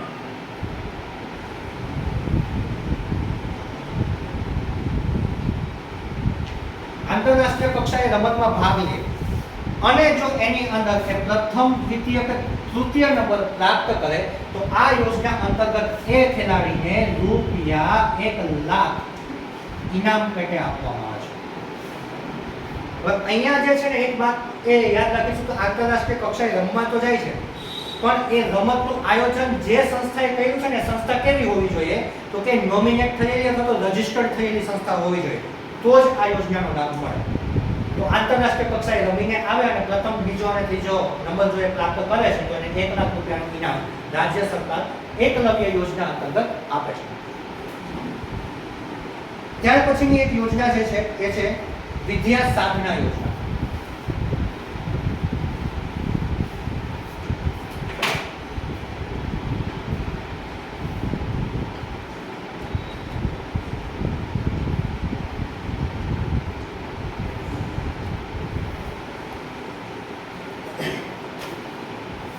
માધ્યમિક અને ઉચ્ચતર માધ્યમિકની શાળાઓમાં જે કન્યાઓ છે એનો ડ્રોપ આઉટ રેશિયો એટલે કે શાળા છોડી જવાનો જે રેશિયો છે એ ઘટાડવા માટે અવર જવર માટે શહેરી વિસ્તારની અંદર આપણે અગાઉ હમણાં જે યોજના જોઈ ને સરસ્વતી સાધના યોજના એની અંદર શું જોયું હતું કે સરકાર પોતે સાયકલ આપતી હતી. પણ આમાં થોડુંક ઊંધું છે. શું કે આ યોજનામાં જે આવી બાળકીઓ છે કે જે ડ્રોપ આઉટ કરી રહી છે, ડ્રોપ આઉટ વિદ્યાર્થીનીઓને અવર જવર માટે ગ્રામ્ય કક્ષાએ એટલે કે પોતાના ગામડેથી જે છે એ 2.5 કિલોમીટરનું અંતર હોય અને શહેરી કક્ષાએ 3 કિલોમીટરનું અંતર હોય પોતાના ઘરથી શાળા, તો એના માટે જો એને સાયકલ ખરીદવી હોય તો એ સાયકલ માટે ₹2,000 શિષ્યવૃત્તિ તરીકે સાયકલ ખરીદવા માટે અપાય છે. શિષ્યવૃત્તિ તરીકે સાયકલ ખરીદવા માટે જે છે એને ₹2,000 અનુદાન રાજ્ય સરકાર જે છે આપે છે. તો અહીંયા એ વાત આપણે યાદ રાખીશું. કે વિદ્યા સાધના યોજનાની અંદર સાયકલ ખરીદવા માટે સરકાર જે છે એ અનુદાન આપે છે 2000 રૂપિયા, જ્યારે સરસ્વતી સાધના યોજનામાં સરકાર પોતે જ જે છે એ સાયકલ આપે છે. અહીંયા જે છે એ ગ્રામ્ય કક્ષા એટલે કે ગામડામાં અંદર જે છે એ વિદ્યાર્થીની રહેતી હોય તો એને શાળાએ પહોંચવા માટેનું કિલોમીટરનું અંતર છે 2.5 કિલોમીટર હોવું જોઈએ. એટલે શહેરી કક્ષાની અંદર શહેરોની અંદર રહેતી વિદ્યાર્થીની છે તો એના માટે 3 કિલોમીટરનો જે છે એ ક્રાઇટેરિયા નક્કી કરવામાં આવેલો છે.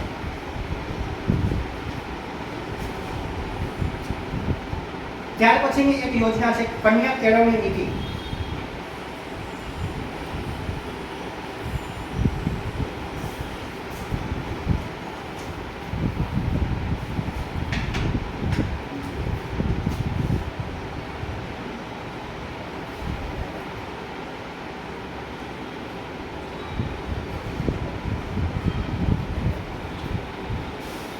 આની અંદર જે છે એ સૌથી અગત્યની બાબત એ છે કે કન્યા કેળવણીને પ્રોત્સાહિત કરવા માટે જે છે એ મુખ્યમંત્રી જે તે સમયના હોય, અત્યારે જે છે આપણા ભૂપેન્દ્રભાઈ પટેલ છે, અગાઉના જે કોઈ મુખ્યમંત્રીઓ છે એ કોઈને કોઈ જગ્યાએ જે છે મુલાકાતે જતા હોય ત્યારે એમને ભેટ સોગાદો મળતી હોય છે.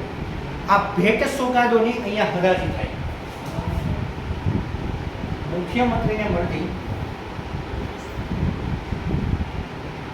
ભેટ સોગાદો ની હરાજી કરવામાં આવે અને એ હરાજી કર્યા પછી એમાંથી જે ઇન્કમ મેળવી છે સરકારે એ તમામ ઇન્કમનો અથવા તો એ તમામ રૂપિયાનો ઉપયોગ ક્યાં કરવામાં આવે તો કે કન્યા કેળવણી માટે કરવામાં આવે. આ યોજનાની અંદર એ પૈસા ઇન્વેસ્ટ કરવામાં આવે અને જે એવી બાળકીઓ છે કે જે ભણી નથી શકતી અથવા તો આર્થિક પાસું જેમનું નબળું છે જે વાલી એમને આની અંદરથી જે છે યોગદાન આપવામાં આવે છે. આ યોજના અંતર્ગત જે છે કઈ કઈ જોગવાઈ કરવામાં આવી છે તો એ જોગવાઈઓની વાત કરીએ તો ધોરણ 11 અને 12 પણ આની અંદર કયો વિભાગ કયું સ્ટ્રીમ હોવું જોઈએ? વિજ્ઞાન પ્રવાહ એટલે કે સાયન્સ હોય. ધોરણ 11 અને 12 ની અંદર સાયન્સ વિષય રાખેલો હોય એવી કન્યાઓને વિના મૂલ્યે કોચિંગ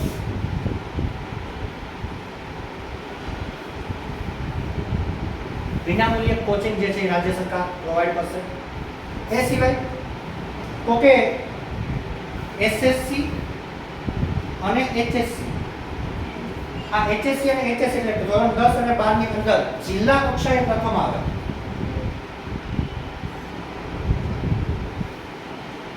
જિલ્લા કક્ષાએ પ્રથમ આવનાર જે બાળકી છે એ વિદ્યાર્થીનીને અહીંયા જે છે પુરસ્કાર આપવામાં આવે છે. અને એ સિવાય તો કે કન્યા કેળવણી માટે કામ કરતી જે સંસ્થાઓ છે, કન્યા કેળવણી માટેની સંસ્થાઓ, એ સંસ્થાઓને પ્રોત્સાહિત કરવા માટે અને સમાજની અંદર આવી બીજી સંસ્થાઓ આવે એ માટે કેળવણી ગૌરવ પુરસ્કાર, કેળવણી ગૌરવ પુરસ્કારની જોગવાઈ આ યોજના અંતર્ગત કરવામાં આવે છે.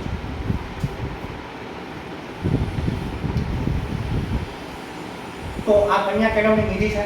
એક્ઝામમાં આપણને પૂછવું હોય તેવું પૂછે કે ગુજરાત રાજ્યની અંદર મુખ્યમંત્રીને જે ભેટ સોગાદો મળે છે એ ભેટ સોગાદોની હરાજી કરી અને એ પૈસાનો એ નાણાંનો ઉપયોગ કન્યાઓના શિક્ષણ માટે કરવામાં આવતી એવી યોજના કઈ તો યાદ રાખીશું કન્યા કેળવણી યોજના. બરાબર છે. તો કન્યા કેળવણી નિધિ એટલે જ અહીંયા નિધિ શબ્દ વાપર્યો છે. નિધિનો અર્થ જ એટલે ફંડ, પૈસા, રૂપિયા. બરાબર છે કે જે પૈસાનો જે છે એની અંદર ઉપયોગ થાય છે. ઓકે. ત્યાર પછીનો એક મુદ્દો છે બાલ ભોગ.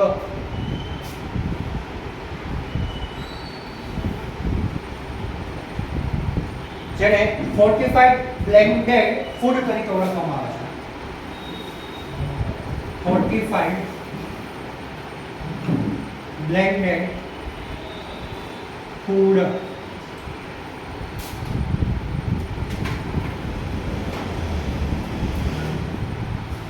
આ યોજનાની અંતર્ગત શું છે તો કે 6 માસથી લઈ અને 3 વર્ષના બાળકોને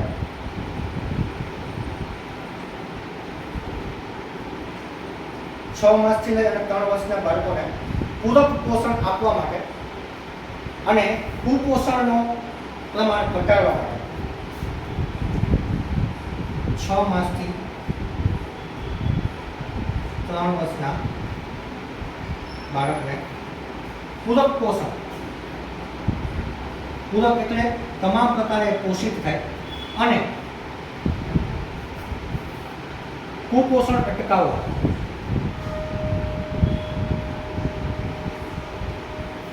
એ જે બાળક છે એને આંગણવાડી દ્વારા બાલભોગ આપવામાં આવે છે અને આ બાલભોગ જે છે એ બાળક દીઠ 500 ગ્રામ અપાય છે અને આ જે બાલભોગ છે ને એ ખૂબ જ ઓછા સમયની અંદર તૈયાર થઈ જાય છે, ઓછા સમયની અંદર બની જાય છે, એટલા માટે બાલભોગને રેડી ટુ ઈટ તરીકે પણ ઓળખવામાં આવે છે. આ ખાસ યાદ રાખીશું, રેડી ટુ ઈટ કહેવાય છે. રેડી ટુ ઈટ, અહીંયા ઈટ એટલે ઈ એ ટી, ઈટ છે, મકાન બનાવવાની ઈટ નથી હો, જોજો. રેડી ટુ ઈટ એટલે કે ખાવા માટે છે એ તાત્કાલિક બની જતી. આપણે નહીં અત્યારે બનાવતા 2 મિનિટમાં મેગી, બસ આ એના જેવું જ છે, બરાબર છે. પણ મેગીમાંથી પોષણ ન મળે, અહીંથી મળે, પણ ક્યારે? તો કે તમે 6 માસથી 3 વર્ષના હો ત્યારે જ મળે, પછી ના. તો આ એક સરસ મજાની જે છે એ રાજ્ય સરકારની યોજના છે કે બાલભોગ અંતર્ગત બાળક છે કુપોષણનો શિકાર ન બને એના માટે. પણ તાજેતરના એક રિપોર્ટ મુજબ ગુજરાત રાજ્ય જે છે ભારતની અંદર વાત કરીએ તો કુપોષણની અંદર બીજા સ્થાને છે. હમણાંના 2 મહિના પહેલાના રિપોર્ટ મુજબ ગુજરાત રાજ્ય છે જે કુપોષણની અંદર બીજા સ્થાને છે. કુપોષણનો અર્થ બીજો કંઈ નથી.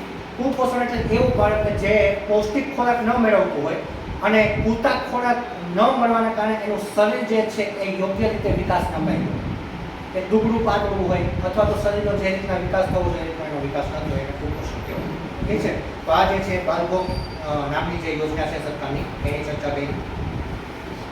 ત્યાર પછીની એક યોજના છે બહુ સરસ મજાની, અને એ યોજના આવ્યા પછી શિક્ષણની અંદર ઘણા બધા ધરમૂળથી ફેરફારો થયા અને એવું પણ કહી શકાય કે આ યોજના આવવાથી જે શિક્ષકો કામ નહોતા કરતા ને એ શિક્ષકો કામ કરવા માંડ્યા. અને એ યોજના એટલે કે ગુણોત્સવ. ગુણનો ઉત્સવ. તમારામાં કેટલા ગુણ છે?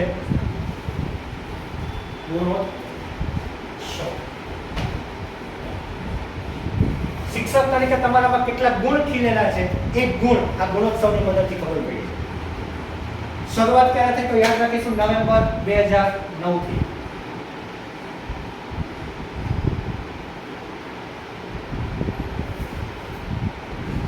નવેમ્બર 2009 થી જે છે આની શરૂઆત થઈ છે. દેશમાં સૌપ્રથમ વખત, ખાસ યાદ રાખીશું કે દેશમાં સૌપ્રથમ વખત પ્રાથમિક શિક્ષણની ગુણવત્તા સુધારવાનો ઐતિહાસિક પ્રયાસ. દેશમાં સૌપ્રથમ પ્રાથમિક શિક્ષણની ગુણવત્તા સુધારવાનો ઐતિહાસિક પ્રયાસ એટલે ગુણોત્સવ. સૌપ્રથમ એવી યોજના સરકાર લાવી કે જેની અંદર શિક્ષણની ગુણવત્તાને, અન્ય યોજનાઓની અંદર જે છે કંઈક ને કંઈક જે છે શિક્ષણની અંદર બાળકો આવતા થાય એવી યોજનાઓનો ભાગ મૂક્યો હતો. બાળકો આવતા તો થઈ ગયા, તો સામે શિક્ષણની ગુણવત્તા સુધારવી પડશે ને, તો એ શિક્ષણની ગુણવત્તા સુધારવા માટે જે છે ગુણોત્સવ નામનો કાર્યક્રમ સરકારે આયોજિત કર્યો છે. પ્રાથમિક શિક્ષણની અંદર જે છે એ મુખ્ય 3 ધ્યેય રહેલા છે. શિક્ષણના 3 ધ્યેય કયા કયા? તો કે એક છે નામાંકન, જે આપણે ઓલરેડી જોઈ ગયા છે, તેની ચર્ચા નહીં કરીએ. બીજું છે સ્થાયીકરણ, એની પણ આપણે ચર્ચા કરી ચૂક્યા છીએ. અને ત્રીજું અને મહત્વનું જે છે ગુણવત્તા સભર શિક્ષણ.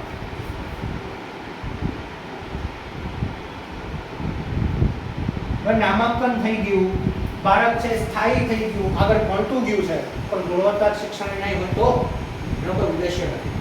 એટલે આ ત્રણે જ્યારે ભેગા થાય ત્યારે સર્વાંગી વિકાસ અને સર્વાંગી શિક્ષણ મળી શકે. તો એક્ઝામની અંદર આપણને અહીંયા પણ આ પૂછી શકે ગુણોત્સવ અંતર્ગત શિક્ષણની અંદર 3 ધ્યેયનો ઉપયોગ થયો છે અથવા 3 ધ્યેયની બાબત આપવામાં આવી છે. નીચેનામાંથી કઈ છે, અથવા તો એવો પ્રશ્ન પૂછે કે નીચેનામાંથી કઈ નથી. આ 3 બાબત જે છે આપણે ખાસ ધ્યાન રાખીશું. હવે આ ગુણોત્સવની થોડી ડિટેલમાં ચર્ચા કરીએ તો આનો હેતુ શું છે ગુણોત્સવનો? તો પ્રાથમિક શિક્ષણની જે ગુણવત્તા છે એને ઉપર લઈ જવા માટે સમાજ અને સરકારનો સંયુક્ત પ્રયાસ. અહીંયા જે છે એ સમાજ અને સરકારનો સંયુક્ત પ્રયાસ એનો હેતુ રહેલો છે. એટલે કે જે વાલી છે ત્યાંથી માંડી અને શિક્ષક એ તમામ સમાજ અને સરકાર બંને ભેગા થઈ અને જે છે શિક્ષણની ગુણવત્તા સુધારે. ત્યાર પછી તો કે વરિષ્ઠ અધિકારીઓ જે છે એ પોતાની અંદર રહેલી જે ક્રિએટિવિટી અથવા તો પોતાની અંદર જે આવડત રહેલી છે એ આવડતનો ઉપયોગ કરી અને શાળાની અંદર મૂલ્યાંકન કરે. એટલે કે વરિષ્ઠ અધિકારીઓ દ્વારા મૂલ્યાંકન જ્યારે ગુણોત્સવ આયોજિત થાય ને ત્યારે જે તે શાળાની અંદર ક્લાસ 1 ટુ અધિકારીઓ, વરિષ્ઠ એટલે ઉંમરની અંદર વરિષ્ઠ નહીં, શિક્ષણની અંદર અથવા તો પોતાની જે પોસ્ટ છે એની અંદર ઉચ્ચ પદવી ધરાવતા જે વ્યક્તિઓ છે, આઈએસ આઈપીએસ આવા વ્યક્તિઓ છે, એ લોકો શાળાની મુલાકાત લેશે.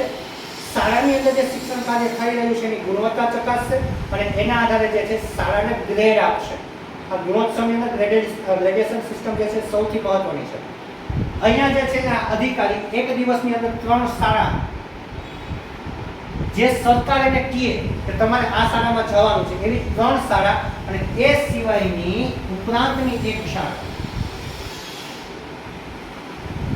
આમ કુલ 4 શાળાની જે છે એક અધિકારી મુલાકાત લેવાની હોય.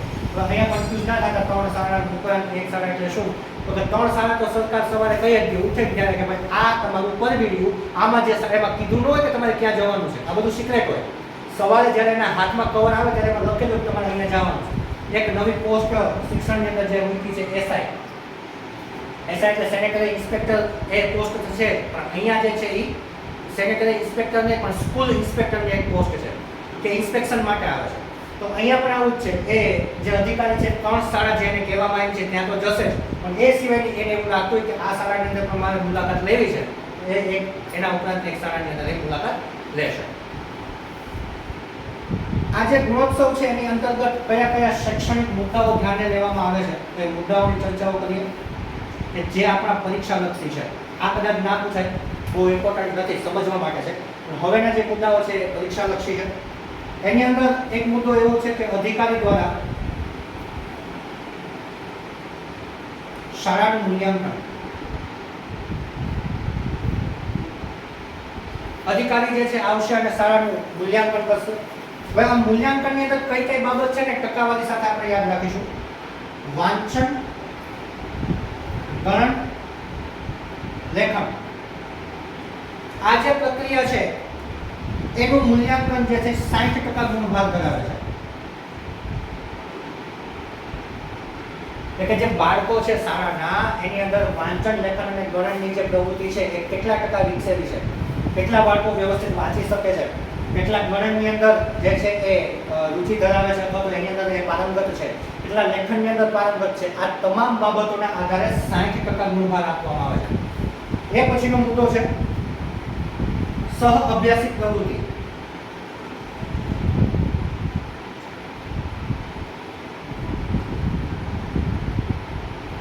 અને એના જે છે 20% ગુણભાર નક્કી કરવામાં આવ્યો છે. સહ અભ્યાસિક પ્રવૃત્તિ એટલે શું? તો કે શિક્ષણની સાથે સાથે એવી પ્રવૃત્તિ કે જે એને કામ લાગતી હોય અથવા તો એ કંઈક એવી સ્પર્ધાત્મક પરીક્ષાઓની અંદર ભાગ લેતો હોય. દાખલા તરીકે બાળક છે ધોરણ 5 ની અંદર આવે ત્યારે એના માટે એક નવોદયની પરીક્ષાનું આયોજન થાય છે.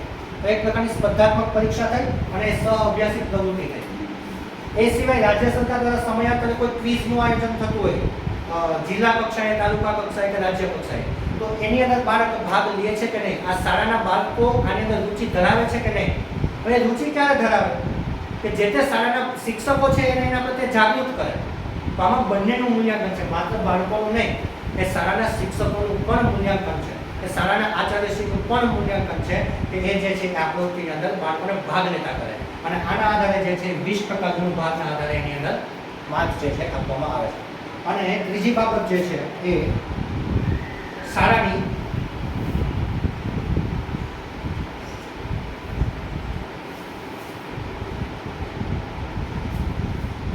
ભૌતિક સુવિધાઓ. આ ભૌતિક સુવિધાઓ જે છે એમાં પણ 20% ગુણભાર નક્કી કરવામાં આવ્યું છે. શાળાની ભૌતિક સુવિધાઓ એટલે શું? એક શાળાની અંદર રમત માટેનું મેદાન હોવું જોઈએ. આજે આપણે જોઈએ છીએ કે ઘણી બધી એવી શાળાઓ છે કે પોતાની પાસે રમતગમતના મેદાનો જ નથી. તો બાળકનો સર્વાંગી વિકાસ ક્યાંથી થવાનો? બાળક છે રમતગમત પ્રત્યે જાગૃત ક્યાંથી થવાનું? તો શાળા પાસે વ્યવસ્થિત મેદાન હોવું જોઈએ. આ એક બાબત. એ સિવાય શાળાની અંદર જ્યારે બાળક આવે છે ત્યારે ટોયલેટ બાથરૂમની વ્યવસ્થા એક ચોક્કસ રીતે હોવી જોઈએ. બોયઝ અને ગર્લ્સ, સ્ત્રી અને પુરુષ બંનેના અલગ વ્યવસ્થા હોવી જોઈએ. એ પણ ભૌતિક સુવિધા કહી શકાય.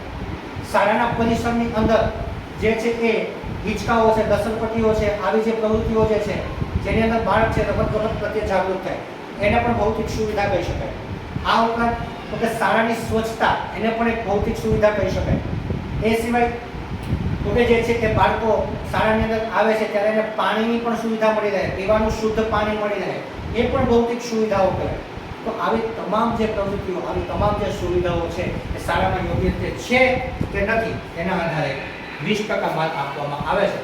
અને અહીંયા ટોટલ કરો તો 3 બાબતોના આધારે 60, 20 અને 20 એટલે કે 60 અને 40 100% મૂલ્યાંકન આ 3 બાબતો ઉપર જે છે ગુણોત્સવની અંદર કરવામાં આવે છે.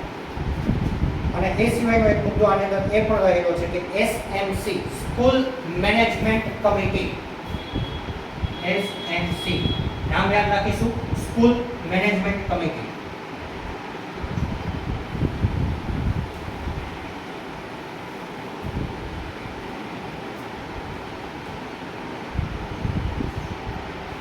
આ સ્કૂલ મેનેજમેન્ટ કમિટી છે એ શાળાની અંદર આ તમામ બાબતોની અંદર કેટલો ભાગ ભજવે છે ને એ મહત્વનું છે. સ્કૂલ મેનેજમેન્ટ કમિટીની અંદર કોણ હોય? તો કે જે તે ગામના જે છે એ નાગરિકો હોય છે, શાળાના પ્રિન્સિપાલ હોય છે, સરપંચ શ્રીઓ, આ ગ્રામ પંચાયતના સભ્યો અને વાલીઓ, આ બધા ભેગા થઈને એસએમસીની રચના થાય છે. અને આ એસએમસી શું કામ કરે છે? તો કે શાળાની અંદર ગુણવત્તાસભર શિક્ષણ એમના બાળકોને મળી રહે એ માટેના પ્રયત્નો કરે છે. જો એમને કંઈ એવું લાગે કે અહીંયા કંઈક અડચણ છે અથવા તો કંઈક જે છે નબળું કામ થઈ છે તો એ એસએમસીના સભ્યો છે ટકોર કરતા હોય છે. તો આ એસએમસીનું શાળાની અંદર કેટલું યોગદાન છે એ પણ ગુણોત્સવની અંદર તપાસવામાં આવે છે. પરંતુ એના કંઈ માર્કિંગ નથી મૂકવામાં આવતા. માર્કિંગ છે આ માત્ર 3 પ્રવૃત્તિના આધારે મૂકવામાં આવે છે. આ ગુણોત્સવ જે છે એ વર્ષ આપણે જોયું કે 2009 થી શરૂ થયો. આ 2009 થી લઈ અને 4 વર્ષનો સમયગાળો એટલે કે શરૂઆતથી 4 ગુણોત્સવ બાદ સરકારે કયા કયા પ્રયાસો કર્યા? સરકારે 4 વર્ષ સુધી માત્ર ચેક જ કર્યું છે ગુણોત્સવના આધારે કે કઈ કઈ જરૂરિયાત છે, કઈ જરૂરિયાત નથી, શું હજી આપવું પડે એમ છે, ક્યાં કચાશ રહે છે. અને 4 ગુણોત્સવ બાદ સરકારે જે નિર્ણયો કર્યા અને પગલાઓ અને સુધારા કર્યા એની અંદર એક મહત્વની બાબત છે કે વાંચન, લેખન અને ગણન આ 3ની અંદર જે બાળક 0 થી 4 માર્ક મેળવે છે, 0 થી 4 ગુણ મેળવે છે, એવા ખાસ યાદ રાખીશું પ્રિય બાળક નો વિશેષ ઉપચાર.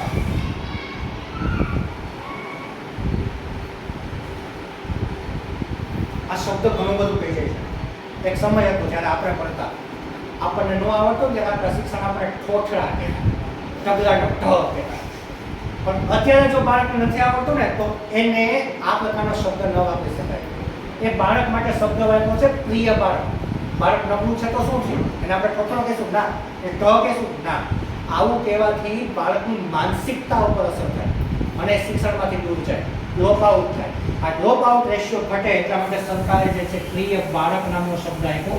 અને આ બાળક 0 થી 4 ગુણ મેળવે છે એમાં હજુ આગળ વધે એ માટેના વિશેષ ઉપચાર એટલે કે વિશેષ પ્રવૃત્તિઓ કરાવી શિક્ષક પાસે વાંચન, લેખન અને ગણનની અંદર એ સિદ્ધ થાય એવા પ્રયત્નો કરવામાં આવશે. આ સિવાય તો કે સ્વામી વિવેકાનંદ વાંચન પર્વ,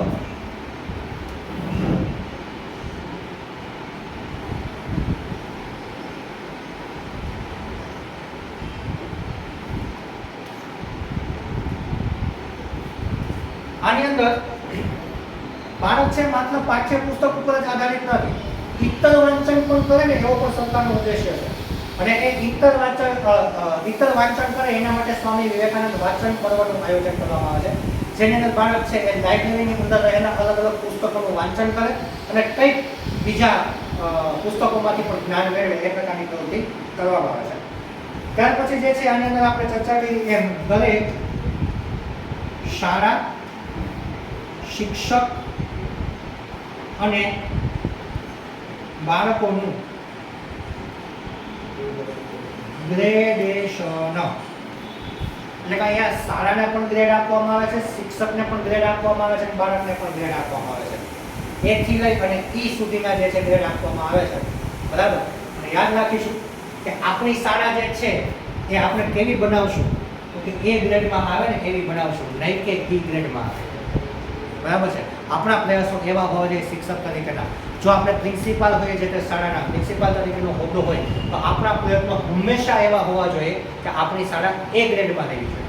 બરાબર છે. તો આ તમામ બાબતોને આધારે જે છે અહીંયા આપણે આગળ જોઈ એના આધારે માર્કિંગ થાય અને માર્કના આધારે જે છે ગ્રેડેશન આપવામાં આવતું હોય છે. અને છેલ્લી બાબત આની અંદર કે જે બાળક છે એને દરેક બાળકને યુનિક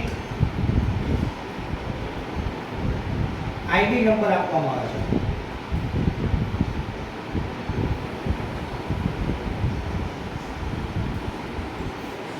આ યુનિક આઈડીની મદદથી શું થશે તો કે બાળકની આ જે સર્વાંગી વિકાસની પ્રવૃત્તિઓ છે, સર્વાંગી શિક્ષણની પ્રવૃત્તિઓ છે એ ખાલી કાગળ ઉપર કરી નાખી એવું નહીં. એ વસ્તુને ઓનલાઈન પોર્ટલ ઉપર ચડાવવાની છે અને એ પોર્ટલની કામગીરી છે સીધી ગાંધીનગરથી ઓપરેટ થતી હોય. તો દરેકે દરેક બાળક જે છે એ કેટલા પ્રમાણમાં હોશિયાર બન્યું છે અથવા કેટલા પ્રમાણમાં એને જરૂરિયાત છે એ ક્યારે ખબર પડશે તો કે એનો એક યુનિક આઈડી કોડ હશે અને એ કોડના આધારે એની તમામ ડિટેલ આની અંદર અપલોડ કરવામાં આવશે. જેમ આપણું આધાર કાર્ડ હોય એ યુનિક હોય એ રીતના આની અંદર પણ દરેક બાળકને એક આઈડી નંબર ફાળવવામાં આવશે કે જ્યાં સુધી પ્રવેશ મેળવે છે ત્યાંથી શિક્ષણ પૂરું કરે છે ત્યાં સુધી એ નંબર રાખશે 1 થી 12 ધોરણ સુધી. અને એના આધારે જે છે બાળક કેટલો સર્વાંગી વિકાસ કરી રહ્યું છે એની ચર્ચા આની અંદર અથવા તો એની જે બાબત છે એના અંદર લેવામાં આવશે. તો આ જે હતી એ હતી ગુણોત્સવ યોજના અને આની હેઠળ સૌથી મહત્વનો ઉદ્દેશ્ય એ રહેલો છે કે શાળા, શિક્ષક અને વિદ્યાર્થીઓને ગ્રેડ આપી અને જો કોઈ શાળા છે એ કદાચ નીચા ગ્રેડમાં હોય તો એ કેમ પોતાનો ગ્રેડ ઉપર લઈ જાય એવા પ્રયત્નો કરે એ માટેની આ યોજના એટલે કે ગુણોત્સવ. ત્યાર પછીની એક યોજના છે એ છે વિદ્યાલક્ષ્મી બોર્ડ, જેને આપણે હમણાં ચર્ચા કરી હતી કે ટૂંક સમયમાં આપણે એની ચર્ચા કરીએ છીએ. તો કે વિદ્યાલક્ષ્મી બોર્ડ વિશે જાણીએ.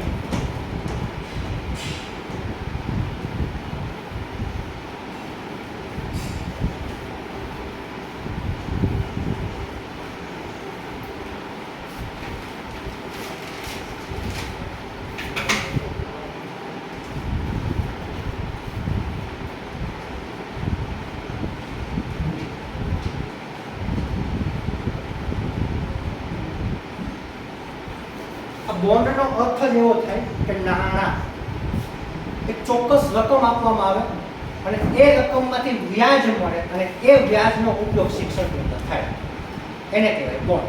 તો આ યોજનાની અંદર શું છે તો કે વર્ષ 2002 અને 3 ની અંદર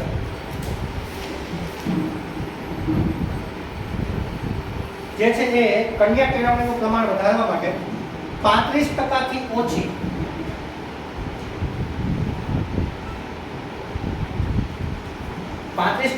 ઓછી સ્ત્રી સાક્ષરતાવાળા ગામોમાં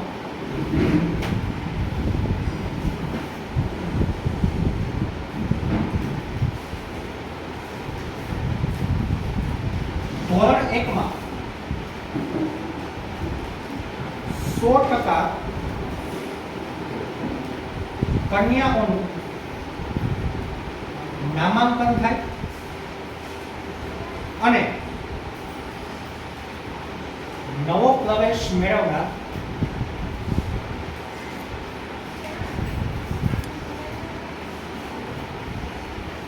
કન્યા ધોરણ 8 સુધીનું શિક્ષણ પૂર્ણ કરે.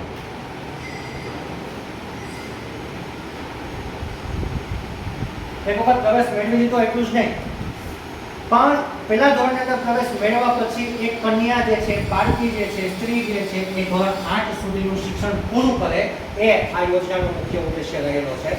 અને આની અંદર જે છે એ ધોરણ 1 માં પ્રવેશ વખતે ₹1000 ના બોન્ડ જે છે એ આપવામાં આવે છે અને ધોરણ 7 પાસ કરે ત્યારે આ બોન્ડની જે રકમ છે એનું જે વ્યાજ છે એ વ્યાજ સાથે બોન્ડની રકમ પરત આપવામાં આવે. જોકે આ જે મુદ્દો છે મેં જૂની માહિતી મુજબ લીધો છે. હવે પ્રાથમિક શિક્ષણ જે છે 8મા ધોરણ સુધી રહી ગયું છે એટલે 8 પાસ કરે છે ત્યાં સુધીમાં એને જે બોન્ડ આપવામાં આવ્યો છે બોન્ડમાં બોન્ડ અને એનું જે વ્યાજ છે બંને એકસાથે એને પરત કરવામાં આવે. જેનાથી શું થાય તો કે કન્યાઓ જે છે એ પ્રાથમિક શિક્ષણ પૂરું કરી અને પછી છોડી ના દે અને આ પૈસાની મદદથી આ ઇન્કમની મદદથી આ જે નાણાં છે એની મદદથી એ ઉચ્ચ શિક્ષણ તરફ જાય, હાઈસ્કૂલ તરફ જાય એવો ખાસ કરીને જે છે વિદ્યાલક્ષ્મી બોન્ડનો ઉદ્દેશ્ય રહ્યો છે. ત્યાર પછી એક છેલ્લી યોજના આજના લેક્ચરની અંદર આપણે જોવાની છે એ છે વિદ્યા દીપ યોજના.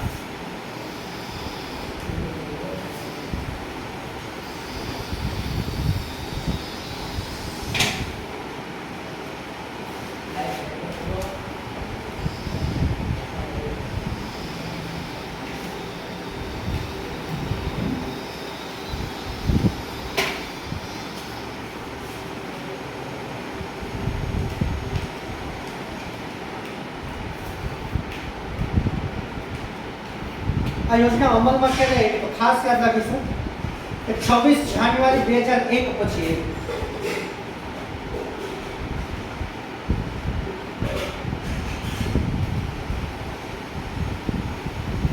ઘટના સમજવા જેવી છે. શું કામ આ જ તારીખ લીધી તો આપણે યાદ હોય તો 26 જાન્યુઆરી અને 2001 એટલે કે ભૂકંપનો દિવસ કચ્છની અંદર જે છે મહાવિનાશક ભૂકંપ આવ્યો. આ ભૂકંપની અંદર એવું થયું કે ઘણા બધા બાળકોના મૃત્યુ થયા.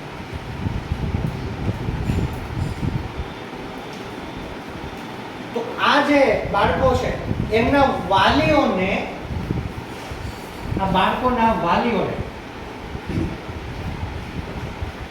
એક વીમાની રકમ આ યોજના અંતર્ગત આપવામાં આવે છે.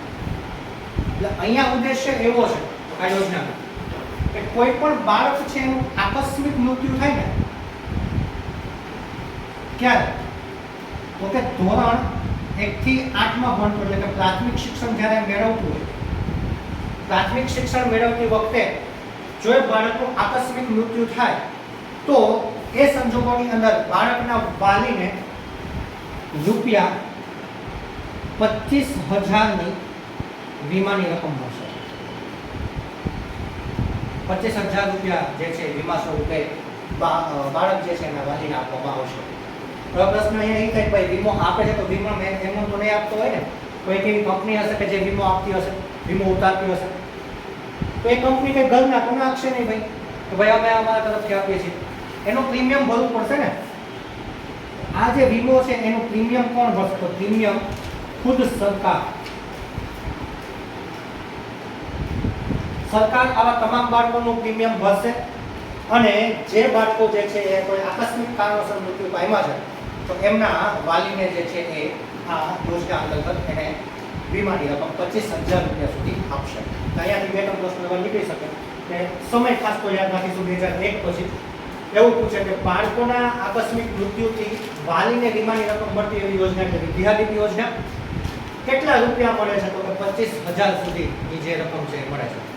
એક આ તારીખ યાદ આવી છે એટલે એની સાથે બીજી એક ચર્ચા કરી લો થોડીક જીકે એક સેકન્ડ માટે. તો વારંવાર સરકારે પ્રશ્ન પૂછ્યો છે.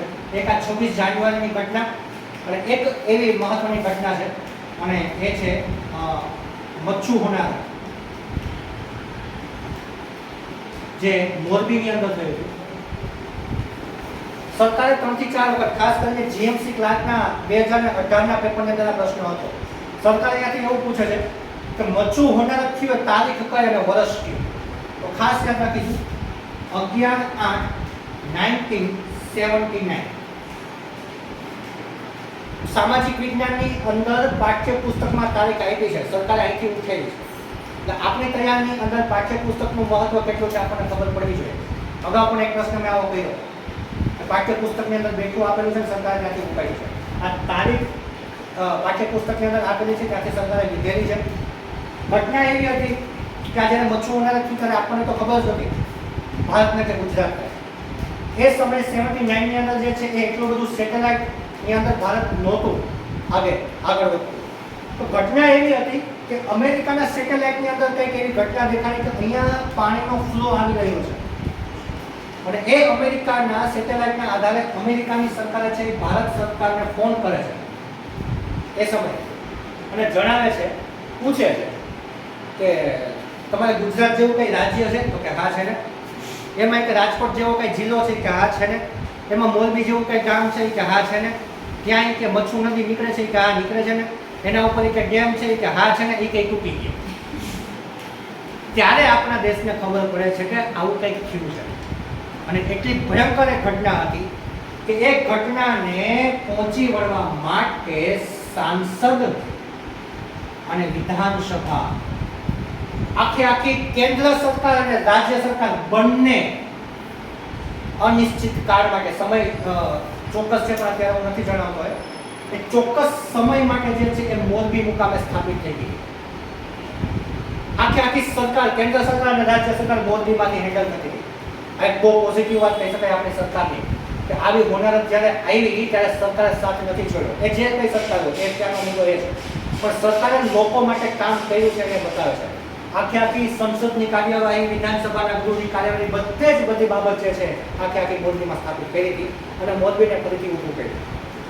અહીંયા પણ એવી જ ઘટના થઈ છે 2001ની અંદર જે કચ્છનો ભૂકંપ થયો એ પછી ખૂબ ઓછા સમયની અંદર જે છે કચ્છનો વિકાસ આપણે જોઈ રહ્યા છીએ અત્યારે ઝડપથી થઈ ગયો છે. તો એમ જ્યારે ગુજરાત ઉપર કોઈ પણ આફત આવી ત્યારે જે તે સમયની સરકારે ઘણું બધું યોગદાન આપ્યું છે. હમણાંની તાજેતરની અંદર વાત કરીએ તો એક વાવાઝોડું તાઉતે જે ફૂંકાયું, એમાં પણ આ જ ઘટના થઈ. અને આની અંદર પણ ખાસ કરીને જો સૌથી વધારે અસર થયો હોય તો એ ગીર સોમનાથ જિલ્લો, અને ગીર સોમનાથ જિલ્લાનો ઉના તાલુકો સૌથી વધારે આની અંદર પ્રભાવિત થયો છે. કારણ કે આ જે તાઉતે વાવાઝોડું છે એ દીવમાં આવવાને બદલે, એટલે કે એનો જે ફ્લો હતો એ અરબી સમુદ્રમાંથી જે છે ફંટાઈ જવાનો હતો, એના બદલે દીવ તરફ વળે અચાનક, અને એ વળ્યા પછી જે છે ઉનાની અંદર પ્રવેશ કરે, અને ઉનાની અંદર એનું લેન્ડફોલ થાય છે. લેન્ડફોલ ન થાય કે વાવાઝોડું જે છે દરિયામાંથી જમીન ઉપર જ્યારે આવે ત્યારે એને લેન્ડફોલ શું કહેવાય ભૌગોલિક ભાષાની અંદર. તે ઉનાની અંદર લેન્ડફોલ થાય છે અને આખા ઉનાને જે છે એ ઢમરોળે છે. એ સમયે પણ સરકારે ઘણી બધી પ્રવૃત્તિઓની મદદથી આ શહેરને જે છે ફરીથી ઊભું કર્યું છે. આવી ઘણી બધી ઘટનાઓ છે કે જે આપણને પરીક્ષાલક્ષી પૂછાઈ શકે, અહીંયાથી એને ઉપર પૂછાઈ શકે કે તાઉતે શબ્દનો અર્થ શું થાય. તાઉતે શબ્દનો અર્થ જે છે એ બહેનોનું સૌથી પ્રિય પ્રાણી, એટલે કે ભયંકર અવાજ કરતી ગરોળી, એવો આનો અર્થ થાય છે. કારણ કે બહેનોને વધારે પડતી જે છે ગરોળીની બીક લાગતી હોય છે, બરાબર છે. તો તાઉતેનો અર્થ જે છે ઘણી વખત પૂછે છે, તો યાદ રાખીશું કે જે છે ભયંકર અવાજ કરતી ગરોળી. તો અત્યાર સુધીની જે આપણે યોજનાઓ છે આ ભાગ 1 ની અંદર અહીંયા ચર્ચા પૂરી કરીએ છીએ. બીજી જે બાકી રહેતી યોજનાઓ છે એમાં ખાસ કરીને આવી જ યોજનાઓ છે, અને એ સિવાયની બે મહત્વની યોજના એટલે કે RTE અને RTI. RTE એટલે કે રાઇટ ટુ એજ્યુકેશન, શિક્ષણનો અધિકાર, જેનો આપણે થોડોક ઓવરવ્યુ બંધારણની અંદરથી જોયો.